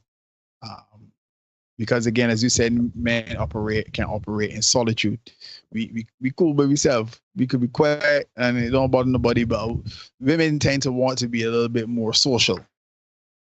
And then it kind of, so as you go to a game or you go to watch a movie, a superhero movie, for example, and you going with your girl early in the days or whatever, and she doesn't understand. She ain't got a clue head nor tail going on with the movie, so she asks you questions in between the movie. Meanwhile, you just say to yourself, "Yeah, I really invite you, but I just want to watch the movie." Yeah, I want you there because I like you and I want one thing, but less noise, company, please. but really just don't say much, and that is and that's something a man can't say. A man can't say, listen, we can't say that. And that's next to me here. Let me watch this movie in peace. A man cannot say that. And that is fundamentally, because here's the thing, right? All of this comes down to everybody wants to know how to make relationships work, right? Women saying that men ain't shit, men kind of walking away from relationships. On a whole, everybody is kind of in this downtrodden space mentally when it comes to relationships. So now you see a lot of, these are what women want. Women want this, that, the next, the third. Women want stability. Women want confidence in leadership. Women want. Right? And that is fine, because men need to know what women want to feel safe, secure, and confident in their relationship. That is fine. Some could be a little outrageous, but yes. But then now, how you want to be in a relationship with a man, you are having no interest or desire to honor and respect the things that he wants. Everybody knows there's the red pill space. Everybody's being swept. I mean, granted, there are some people in the red pill space that saying some real wild things, right? Some things that we don't agree with. But by and large, when you hear men say things like, we want ease with a woman. We just want to be cool. We just want to be easy. We want a woman to submit to us, and we don't feel like we're wrestling with a woman. We always feel like we have to put in that qualifier like, we will submit to women too. But that's understood. There was a tweet earlier this week where a man, he said something along the lines, this was locally, a man said something along the lines like, media has the women kind of confused, right? And have led women astray. But really and truly, you know, if your man like food cooked for him, if your man likes certain things, do that for him. Essentially cater to your man, right? And income, people like, yeah, with something along the lines like, if your man is unable to like wash his clothes and clean his clothes or whatever, wash them for him. If he's out there doing work or whatever, doing whatever, you know, you could clean his clothes for him. Incomes, you know, women and a woman and a man come in, you know, so surrogates and advocates. Right. So I got to do this for him because he ain't got the maid. Then in comes a man saying, but because you sound like you want your mother, you don't sound like you want a woman. Why does it have to be that so you don't know how to be adult because your parents failed to teach you how to be adult? And they missed the point completely, and it frustrated me, right? Because it's like, you know, nobody is saying no. From where I sit, and there you could tell me, you could ball me up because we sit next to one another in this space. From where we sit, right? Yes, there are men out there that are saying we want a woman to get on the hands and knees and worship me. And when we talk about men and what we want, we ain't talking about that, right? Men that are confident and have themselves in a certain regard and want a reflection of themselves. Men want a woman that is willing to submit and will feel comfortable to submit to as well. When we engage a woman, right? I working, let's say I doing some yard work or doing whatever. I ain't got a chance to wash my clothes, right? 5-6 days, I've been busy. You ain't gonna wash no clothes for me because you are my maid. So by that token, if you working hard, you going out every day, and you know, making sure you working, doing your thing as a woman, right? When you come home, then it's like, you know, why you ain't put away these dishes, or why you ain't, you know what I mean? Like, why you ain't cook this particular meal, or why you only cook this, or why you ain't. It's like, why are you getting a relationship? I find that, and Derek said it very early on in our podcast, we operate so much in bad faith. We operate so much. We have this preconceived notion that already the person, it's like we don't have trust or confidence, or we absolve ourselves from the accountability of choosing a partner. We operate in such bad faith that if we get in a relationship, whenever we think of a man and a woman getting in a relationship, whenever we think about a man and a woman being in a relationship, we're thinking about how the other person is going to take advantage of us and how they're going to put us in servitude. And men and women are doing it, you know, because women think that men are going to be Lord and say, worship me and clean for me, bitch and whore, do I say? And men are thinking like, as soon as I open up myself and think this can get used against me. So why be vulnerable to a woman at all? So it's like we don't trust our vetting process, or we absolve ourselves from the vetting process by putting it in another person's purview. At the end of the day, right, when you get into a relationship with someone, we talk about love. One of women like that word love bad. When it's about more than cricket balls. When love, right? If there is love in a relationship, and taking it all in good faith, that this person that you are with and that you have chosen and has chosen you, everything is above board. You ain't gonna clean for the man? This is the part that's freaked me out, you know? This is the part that's freaked me out. When a woman or a man is in a loving, committed relationship and they feel all of the things on the ace of fun, and they feel loved, they feel heard, they feel the freedom to grow and to learn and to be vulnerable, all of those things, right? There's a mutual healthy respect and love for each other. And I like this soulmate thing and soul ties thing and this best friend thing, right? Yeah, when in love like that, you can see how quick you fix the man a meal though. Baby, eat today? Nah, I eat today. All right, when you come home, I ain't got same for the thing for you. Nice submission. But whenever we take ourselves, it's either we not in a relationship, or we thinking of the worst, that this person can take advantage of us. But ladies and gentlemen, I posit to you, and we've seen it divers of times, where women and men have done stupid things behind people that they love, like downright stupid. But people they had no business doing, all these things they be doing.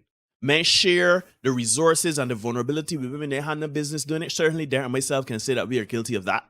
And women have been guilty of pouring into a man, cooking, cleaning for a man they had no business doing for that. I'm sure Dr. Kerri can tell you she do that too. So at the And end, that's where the problem starts, Neil, because we do it for somebody that was undeserving. We didn't vet properly or whatever. We do it for somebody that was undeserving, and then we get burned. And now all of a sudden, no, all women is this, all men is that, and that's Right. the problem.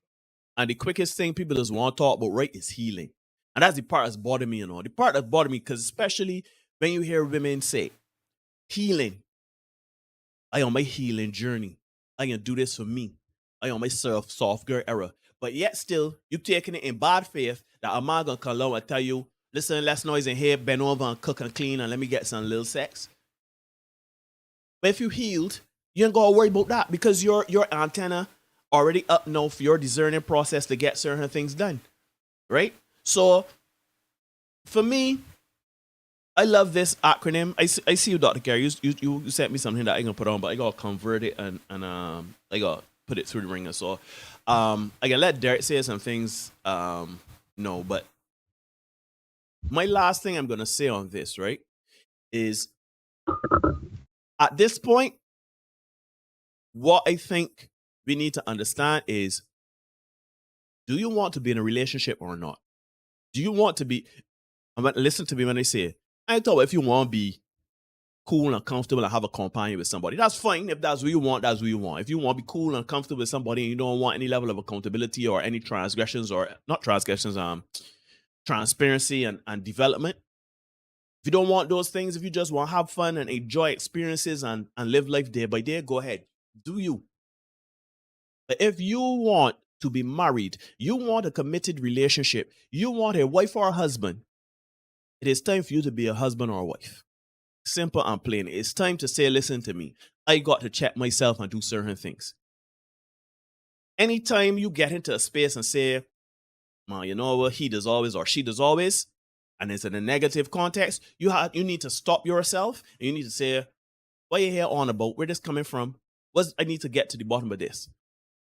But I am tired of seeing men and women out there talking out of the backside on podcasts and every which way, talking about how women need to do this and men need to do this, and they're not listening to each other when they say, but this is what I want. Right? Do you all? Certainly live your life. But do not come under the guise of, oh, but I was operating in good faith and I had a great relationship. Or you got Tia Mauer talking, she graduated her relationship, she graduated her marriage. What was this fuckery? And I hear women eating it up and saying, yeah, you know, I need to have somebody. Because somebody, one of the clips you put up, Dr. Kerri, they were talking about, it's the last woman I think she was talking about, and I agree with part of what she was saying. Right? And the other person that was talking about, the woman was saying that she must be first, must be God than her. The reason why I disagree with part of that, because it should be God yourself than her. That's what I believe. I believe that you should pour in and take care of yourself emotionally. Right? That's neither here nor there. Semantics, if you will. But what I would say is this, right? Women want men to pour into them. Want men to be essentially bigging them up and making them feel emotionally safe and everything like that. And men too, they want, you know, they want peace and peace. They just want, you know, no law, noise, contention, and regular sex. Right? What I am saying here is, if that is all you want, then maybe a committed, healthy marriage or relationship to the context that we are talking about is not for you. But if you're willing to grow, you're willing to evolve, you're willing to be called out and to be held accountable and to say, you know what, I need to do some introspection and heal within the confines of a relationship. I'm willing to say no. I feel comfortable to say no. I'm willing to share and to receive communication, honest, heartfelt communication. Because the same way you ask me if you fat, I can ask you if I'm man enough in my own way. If there is going to be communication, if you are willing to have those spaces and to have that type of relationship, then come on down. But do not say that you had a relationship where you had a man that do this and do that, or a woman that do this and do that, when really and truly you chose badly, or you were not purpose-filled or intent on having things done. Because it boggles my mind how they got men that's put women in houses and get them cars and stuff like that. And these in them woman flying them out and all sorts of things. But them ain't nothing. Right? Likewise, a woman giving up her body. Come breed me. Nothing me. Now she pregnant. And when they got no legality holding together as you understand? So that is how I feel about it. I think that we need to be more mindful and stop fooling ourselves thinking, oh, but I was in a relationship and I was doing that. But were you really in the relationship you want? Was that really the relationship that warrants you saying that I did it the right way, but it didn't work out? Or I did it in a way that was healthy and positive to both me and that person, it didn't work out? Because those things happen now. Because I was thinking when Dr. Kerri was talking about the ace of fun, if you do all of those things, and then at some point you realize I growing, but I growing in a negative way, or I don't feel safe and fulfilled. And you feel as though that you cannot have any reciprocity, or you can't have a space to have communication to resolve that issue within your relationship, then I can understand divorce coming into play. But from what we are seeing, people are unwilling to communicate, unwilling to be aligned or to have accountability, unwilling to have ease, simplicity, unable to have the freedom to grow and learn. They're not open-minded. They're not willing. So that's why I don't know if there's anything you want to add or anything that either one of you could jump in when you want. So real quick, I sent you 2 videos. Yeah, I got the convert. Then go ahead, Derek, and then I have something else that I want to talk. Yeah, there were a couple of things. Well, a lot of stuff in the presentation. Let me say first of all, I love the fact that it is the ace of fun. So if you play cards, you know the ace is usually trump everything and fun. So your partner should be your ace. A fun relationship should be fun. And let me see where I have it here because I don't want to put it the wrong place. Yes, in freedom. When you talk about freedom, the freedom part, I had the thought marriage is viewed as oppressive. 2023. That's a problem. And we talk about growing and all that. A lot of these, I found a lot of the points in it kind of crossed over into different sections. So I found I had to say the same. They wrote the same thing a couple times. But I think there needs to be an understanding on both sides of how we grow. Women need to understand men are cool. A lot of times, the average man is very cool, being still, being quiet, being settled. Yeah. Women, not so much. Women always seem to want, to be doing something. There's a void to be filled, right?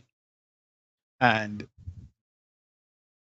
there needs to be space for both. And I think that's the challenge. We don't have that. We don't give each other that space. Men is like, Jesus, please. She's dragging me to saying that's here now again. And women is like, he ain't want to do nothing. Yeah, good. Generally, he just want to cool it and relax himself. You know what I mean? And this came under the video right before freedom as well.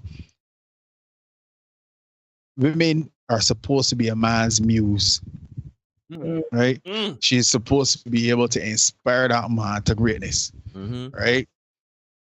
Now, I had an ex that used to say, a gallon bottle could only hold a gallon. Yeah. So when that man has maximized his potential, ladies in there more, so it don't make sense pushing. then there's more coming. Right? That is what he is. That is who he is. Right? And if you made the decision that you want to be with that man, when you realize that man tapped out, you gotta be cool with that, right? If you aren't, a lot of times the statistics are showing that a lot of times women aren't, and they want to move on to something else to graduate from the relationship, right? Let me say here that we go back to E for exquisite. And the video, the guy said that there are certain types of certain stereotypes, for example, to use a better word, that men need to get away from. This is true. I agree with that. However, we as men still to be mindful of the fact that there is a burden of performance that we all face, right? we all face as men, that burden of performance. I saw a tweet today. A woman said she got 400 and something thousand she earned from doing something utterly ridiculous. I can't remember it was. It escapes me now, but somebody in the comment said that women got life on easy mode. Yeah, because at any day a woman could open up OnlyFans, sell some feet pics, make some money. Yeah, I had a woman that was selling bottle farts wanted. Oh God. Right? Because we as men, sometimes we are so depraved, we will spend money on those things and build economies for women. Unfortunately, gentlemen, we do not have that. We have the burden of performance looming over us. So we got to get out there and make something happen, right? Because we are duty bound to provide those 4 P's for the women that are coming under our care. Yeah, we have to provide those 4 P's, or we will be left behind in the dating and mating game, right? Men want ease, peace, freedom. This is so true. When a man gets a certain age, he will leave out sex just for a little peace. And maybe you say all the time, a sandwich got a lot of women beat, right? And this is how a lot of women, I would have said on this particular live stream, a lot of times women is get run out by a woman that ain't as attractive as them and they don't know why, right? But yeah, this is because this man could talk to this woman, or he could just sit in silence with this woman, and everything is all right, right? This is where we got the warm men, as they like to call them, the goat, the layman, the drinking, and that's the man. He got away from home, but he don't want to go home. Yeah, maybe drink one more. Yeah, let me drink one more. And that is the challenge that we have here. So relationships should be fun. Relationships should be fun. The man should always think to himself, I want to look. He should look forward to interacting with his woman, right? And by the same token, a woman should look forward to interacting with her man. If the relationship is going to be heavy all the time, it is going to be problematic, right? Love is an action word, right? And I really want us as men to, because you said it a couple of times tonight, Neil, and each time you said it, it sting, right? And I was like, I want us as men to stop using the word submit, right? Start using the word submit, because it has, for some reason, it has awful connotations. I think we as men need to just get away from that. Don't ask a woman to submit, because if you have to ask for that, you square peg in the wrong hole. That woman will submit to the man for whom she believes she should submit. As you said, there are some, and I said it earlier, we have submitted to people that did not deserve the submission. Right? So that woman went on and cook for a man, clean for a man, wash stars in there for a man that was not appreciative, did not deserve it, and now the next man got to pay a higher price, right? Yep. So if this is why our 4 T's now, gentlemen, come into play, because you have to vet, right? If you got to spend too much time, too much trouble, too much toil, too much threat, if it's too problematic for you to deal with this woman, leave her out, because the reality is, if a woman is interested in you, she will make being around her easy. I don't want to say she'll make her easy for you. She'll make being around her easy. She'll make it pleasurable. Back in the 15th century, 14 something, they had a king in France. He had a mistress. They could never get a name called, so everyone called it. Or I think he was one. Then King Louis, he had a mistress, right? And she was frigid. She remained his mistress until she died in her 40s, right? Why? Because she made life very easy for him. He will leave the queen to go by this woman. And I always mention this woman, Madame Pompadour, I think is like the name. Somebody could correct me by the spelling on the French pronunciation, right? I always mention this woman. Why?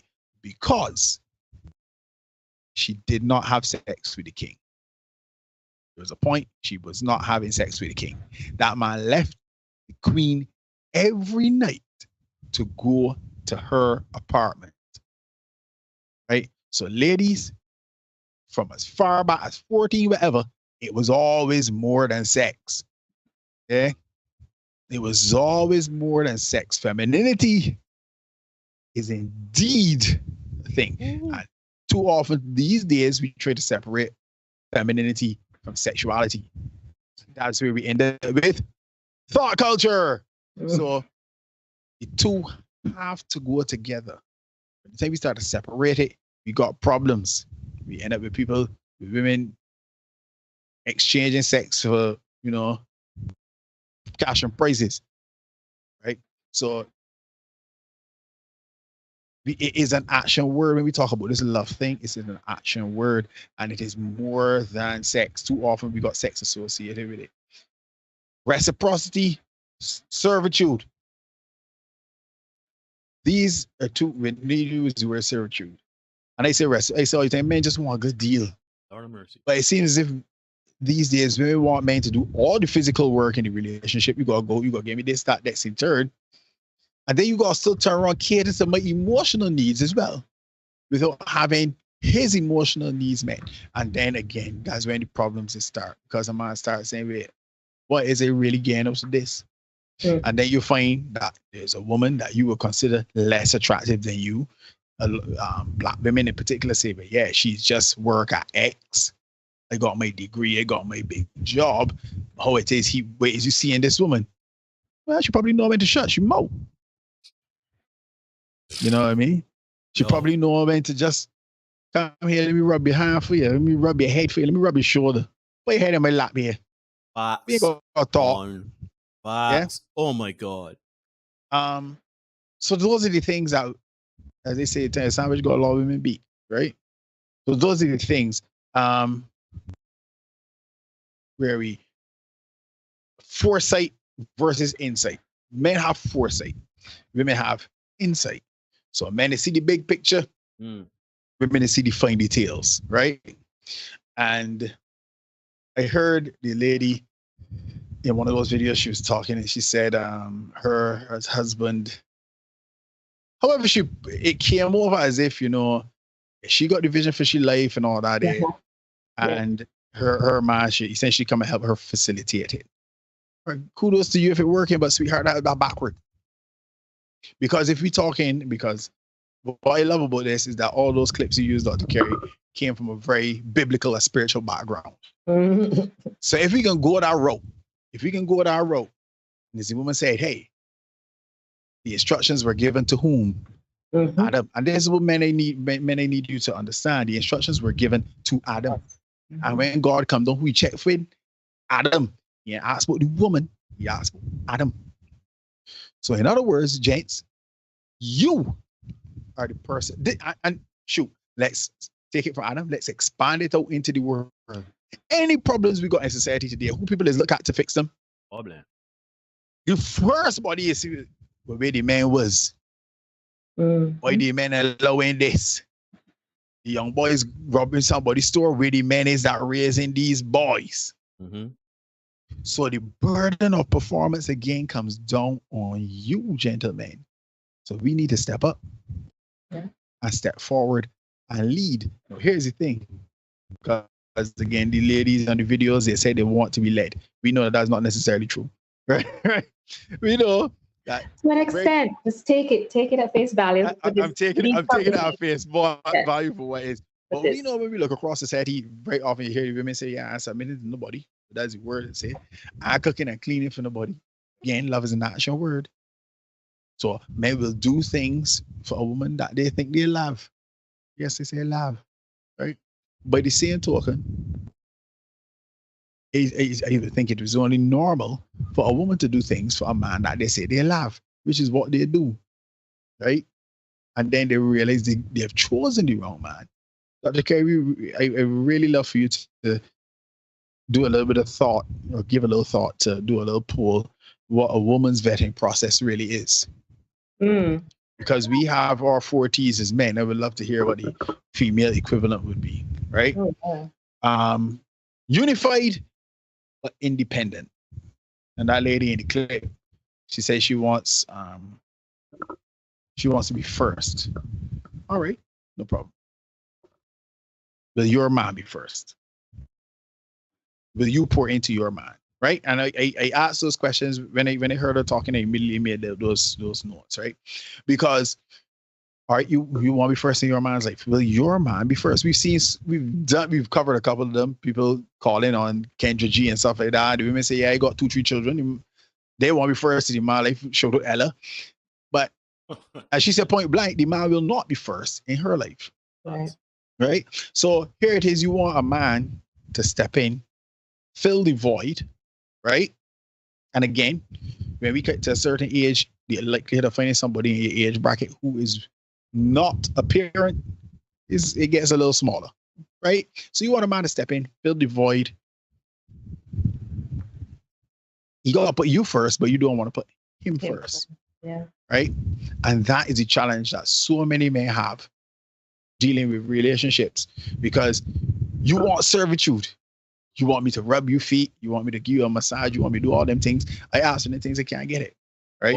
But let me sorry to cross you, but let me give you a bit of devil's advocate pushback here.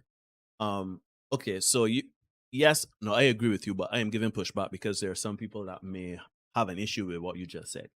In that the woman wants the man to put her first, but because if there are children involved, home involved, etc., when the woman be expected to take care of children first, wouldn't that be the priority for the woman? So basically, look at it like this: like the man take care of the woman takes care of the children and the house. So for him, the priority is making sure the woman good. For the woman, the priority should be making sure the children good. What would you have to say to people that would counter what you just said with that? Well, this is what I would say here. This is why when you go into the world, you watch your friend, you watch a lot of Natural Geographic these days. When a new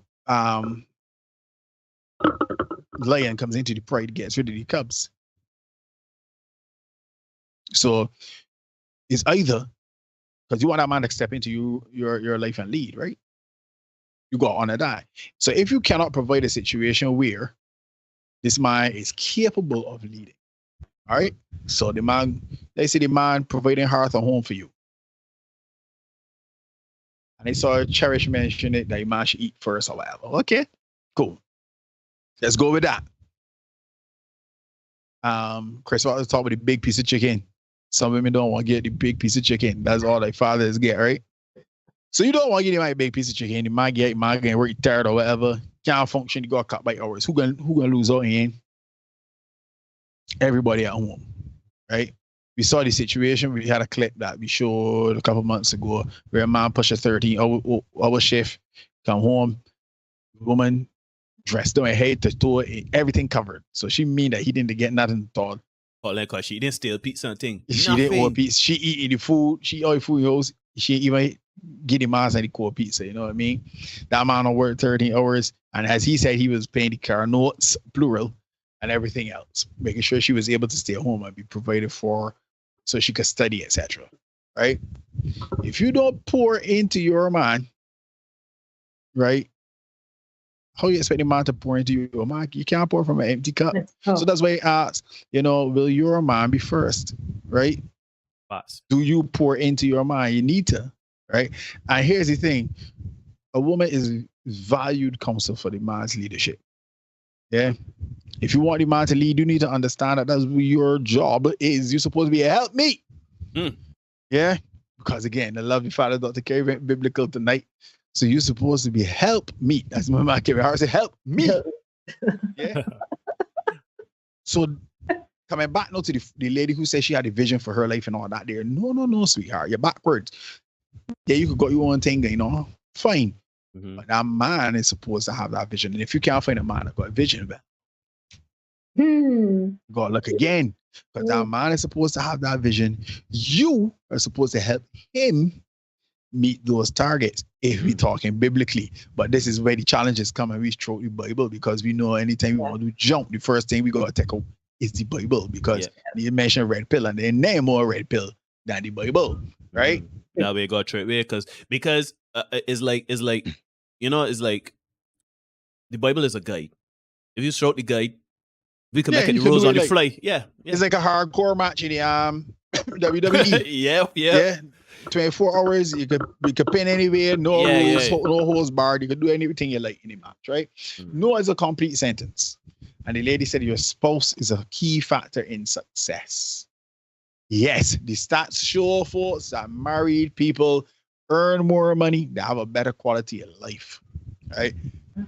And me making that up is a fact, right? And gents, dealing with the wrong, well, let me backtrack. Ladies and gents, dealing with the wrong person is a death sentence. Particularly for you, gentlemen, because you don't get cash and prizes when you walk out the door. Look at Zion and Scottie Pippen. Yeah, look at Zion and Scottie Pippen. They are dealing with some very strange ladies and dealing with the fallout of it. You know what I mean? So, again, if the man is supposed to lead, he's supposed to be the person that has a vision. It can't be you telling he what the vision is. You know what I mean? And then we call it leading. Because that's the situation that we want to present in modern relationships now. The women want to say, but yeah, this is how you're supposed to do it. I mean, it's like, this ain't really making sense. But then too, you find that women are getting frustrated and upset when they always have to lead. So when you think about it, the woman gotta say, well, it's time to cut the grass, well, it's time to do this, well, it's time to do that, well, it's time to do this, well, it's time to do that. After a while, they can be like, you can even show the initiative. And I find it funny because that is a mother. That is a mother. When a mother says it's time to cut the grass, when the mother says it's time to do X, that is when you go on mother instead of a girlfriend. So and they say they don't want to be mothers. So pick a lane, pick a lane. As I said, I love the fact that Dr. Kerri used the ladies who came from a very biblical and spiritual perspective, because it's always easy to chase them with the same logic. So I love that. But I do love the fact that the acronym ACE of fun. I love that, because your partner is supposed to be the first person that I should not be in a relationship and thinking, I would rather party with my boys tonight than with my girl. Or I would rather go and slam down nose with the boys tonight than be with my girl. And too often men end up in situations like that, where it's like, let me drink one more here. So one more, man. The one more is, man. One more. I've lived it myself. You know, I don't want to do that again ever in life. And too often you find situations where it's like, a man don't want to go home. You see men, 11 o'clock ain't closed out. I had on from 9 o'clock in the morning, 7 o'clock in the morning, because they just don't want to go home. So again, just to wrap up my summation and my commentary on what Dr. Kerri would have said, let's go to scriptures again. It is better for a man to live on the corner of a rooftop, dwell in a house, a mansion with a contentious woman, right? So that's my commentary on the Ace of Fun.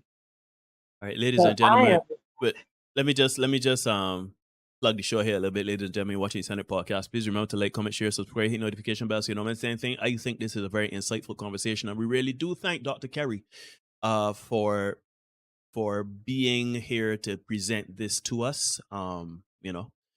And she did. I don't know if you want me to run those things. No, you did want me to. I would like to, because I know we're closing, but I wanted to show for those who want to see the Devon Franklin. Want to see the clock? Ramel, she can show the clock here. Know that right twice a day. Right, twice a day. So it was I wanted to show the Devon one, and then I wanted to put up that graphic and speak really quickly about that graphic of the relationship thing, because it sums up. But both of you have been kind of recapping as well. Mm-hmm. So, all right, no problem. Let's get it. Mm-hmm. Be afraid to know that you are one of one, that you are worthy of expressing yourself. You can do it without fear. And if somebody can't handle it, you need to know that sooner than later. The longer you don't know someone can handle your truth, that's a liability to you. It's actually hurting you, and you may not even know. You may think that you're being quiet and you're keeping the peace and everything's cool. No, if there's something going on in your spirit that you need to communicate to your partner and you're not doing it, you are hurting yourself and you're hurting them.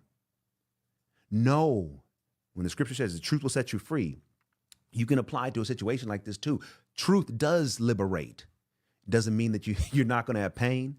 It doesn't mean you won't go through difficulty. It doesn't even mean that maybe the person you're with, maybe they're not your person. But I would rather you know that now than to live a life of delusion, a life of fantasy that ultimately becomes a life of a nightmare. Why? Because you didn't seize the moment. You didn't muster the courage to have the conversation that you and I know you need to have. You can do it in love. You can do it in grace. You may even just write it down and give it to them, however you got to do it. If you know you got to have a conversation with your partner and there's some truth you need to share, I challenge you to do it. I'll say, well, I don't know if Derek finished watching or not, but there's one of them things where perception is a hell of a thing, right? What he says makes sense, no? You know, speaking truth, express yourself and communicating truth. That's part of the communication we talk about. That's part of the, but you have to be very clear with that, because a lot of people will take that and say, well, Colin, how we say it is how we say it, right? And everything you got to be truthful about. It got to be something that, for example, if you're in a relationship with someone and you say, okay, the truth of the matter is that I do not like how you speak to me. I find that, you know, for some reason of late, you've been very aggressive. You've been very demonstrative with your negative speech toward me, and I don't like it. There is that versus where my truth is to go out there and go out with the boys or the girls. My truth is to, you know, wear, like what Kiki Palmer did. Her truth is to wear what she wear around Usher. You understand? So to me, that truth, let me understand that truth is also rooted in accountability, right? Truth is rooted in honesty. Truth is wrapped up in being pure with that truth. Because the same way you could tell me, oh, I'm being truthful, like telling my truth. Well, I could come and tell my partner, well, my truth is that I like to fool. I love to have sex with multiple women. I just want to have sex with multiple women. I want, and Derek is always say raw is law. So, so I don't like having the same sex with the same woman every day for the next 20 years. I can't do it. That's my truth. So you can accept my truth? Let me find out now if you can't handle my truth, so I could go and find a woman that can allow me to have sex with multiple women. Yeah, I want you to hold down home and the children, but I want to go out there and sleep with as many women I want. That's my truth. That is not truth. That is you risking. That's you trying to think. So let us discern what truth is. Truth is the truth. And the truth is how you make me feel, or this is how I'm feeling, is what I need to get off my chest. But truth is not, I want bad behavior, so there's my truth. That's right. Then going by that logic, my son got his truth every time he come. He want to eat candy. He eat candy and pizza every day. That's his truth. But can you put the other illustration, and then I want to close this out, because the ace of fun for me is that preliminary assessment of you practicing a higher degree of discernment prior to you getting married, right? I understand that folks on here are 50-50, some married, some not married. Well, like 50-25 that are engaged, and then the rest unmarried. So accounting for like all those things, that's that ace of fun, right? And this little graphic that Neil has is kind of like what people by and large say you should think about or think through before as you're in your marriage.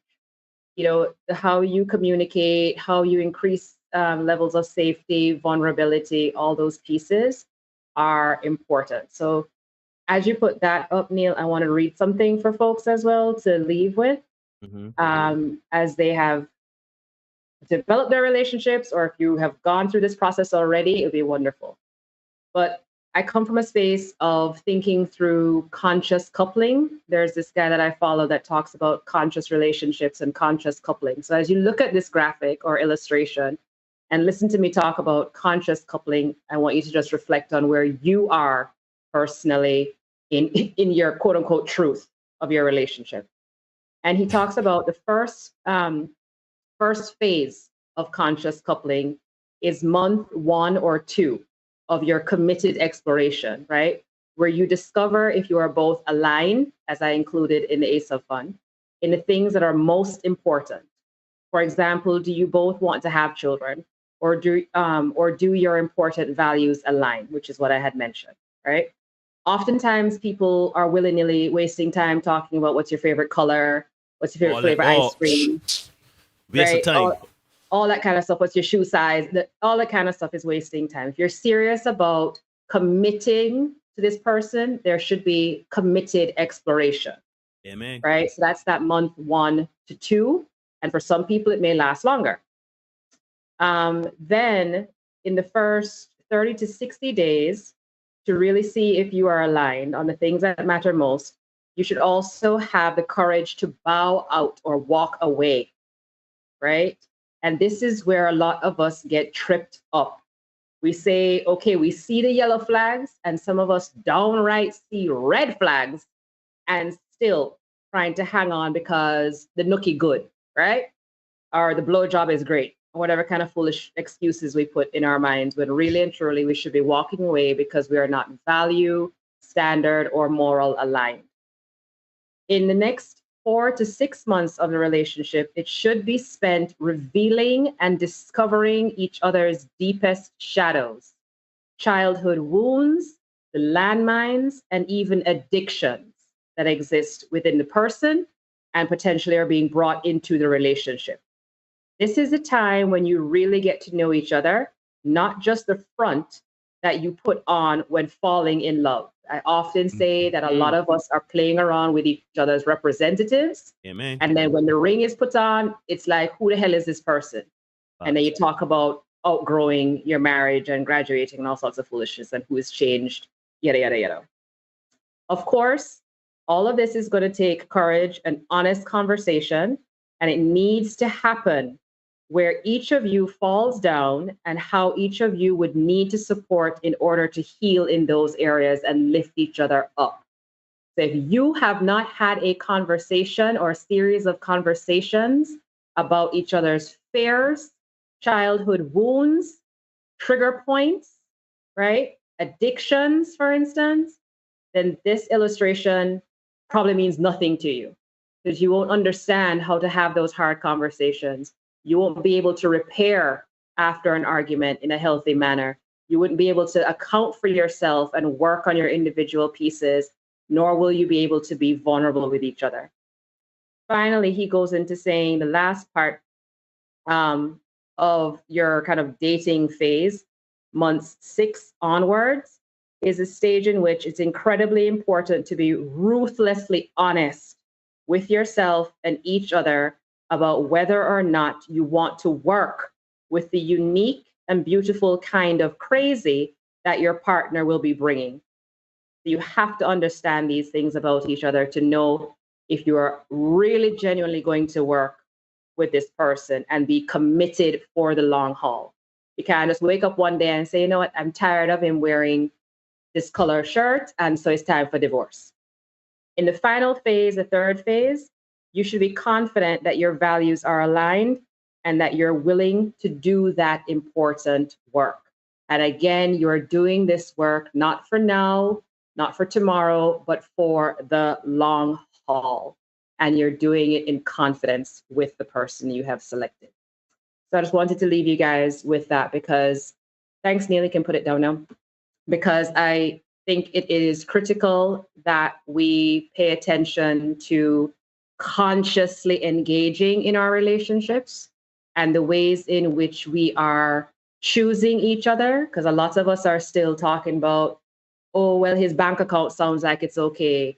Oh, he drives this car. Oh, he takes me to this place for dinner. Oh, she looked cute in this dress.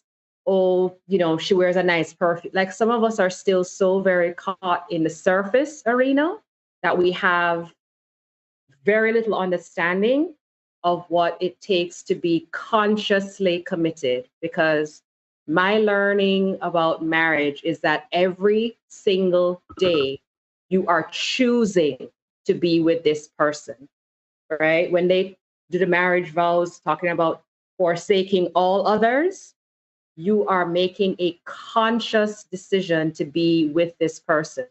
So therefore, you should consciously date this person before consciously committing to the person. and ensuring that the person really and truly is your ace.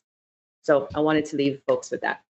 Just real quickly, that thing that you read while I had the graphic up, is there a link or is there because I want it personally, and I just wonder if it's something that we could put it somewhere that we could share for people or give a link or something like that. I can send it from John Whelan. Yeah, like that's stuff I wish I had in my 20s. All in. But yeah, that's amazing information, Dr. Kerri. Welcome. And yeah, ladies and gentlemen, if you realize when we talk, this is the end goal. The end goal is to have our community being together, men and women, having families, and moving with intent and purpose, and building a legacy. Yeah. Now, obviously, we come from it from the perspective of men, and because we are men, and of course, we have seen things going kind of off the rails, not only for men, but in relationships and women.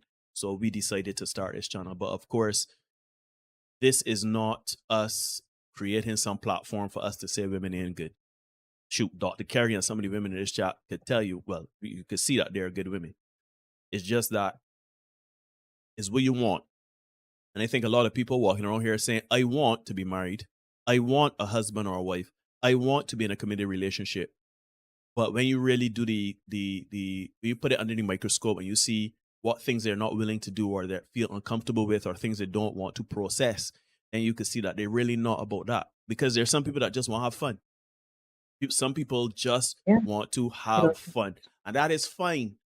I'm here to say, if you want to have fun and you don't want to have heavy conversations and you just want to go to dinner, shake your booty, have sex, you just want to travel and have fun, if you find somebody that works for you, that is fine. But please understand that if it doesn't work out, you can't be blaming the other person because it was a temporary thing. It was something that was founded on a temporary situation. But if you're talking about having something till death do us part, Dr. Kerri, I think it wasn't Dr. Kerri. I think I put it in the group chat with two old people been married something like 69 years or something like that. They were talking about relationships. As I tell Dr. Kerri, I love it. I love to see the old people sharing wisdom to tell you how this is what worked for us in 70 years of marriage, of being together. Right? I think most of us want that, especially the older we get. We want to be aligned with someone and we want to grow old with someone. But you can't have it both ways. Because to get there, you can go have some bad times. So you can't listen to Luther and say, I'd rather have bad times with you than good times with someone else. But when the bad times come, you talk about you want to graduate. It don't work like that. Either dancing to the music and singing along, or you're going to put on some Dex Adapts. That's all he's saying. Yep, this is episode 228, Smokin Aces. Dr. Kerri, thank you so much for your presentation. And we are going to give you the honor of closing this out tonight if you can remember everything that is said. The pressure pressure. Let's see. Okay. So Neil, Derek, and I don't make up the rules. Be the best version of you for you. And remember, as you traverse these COVID streets,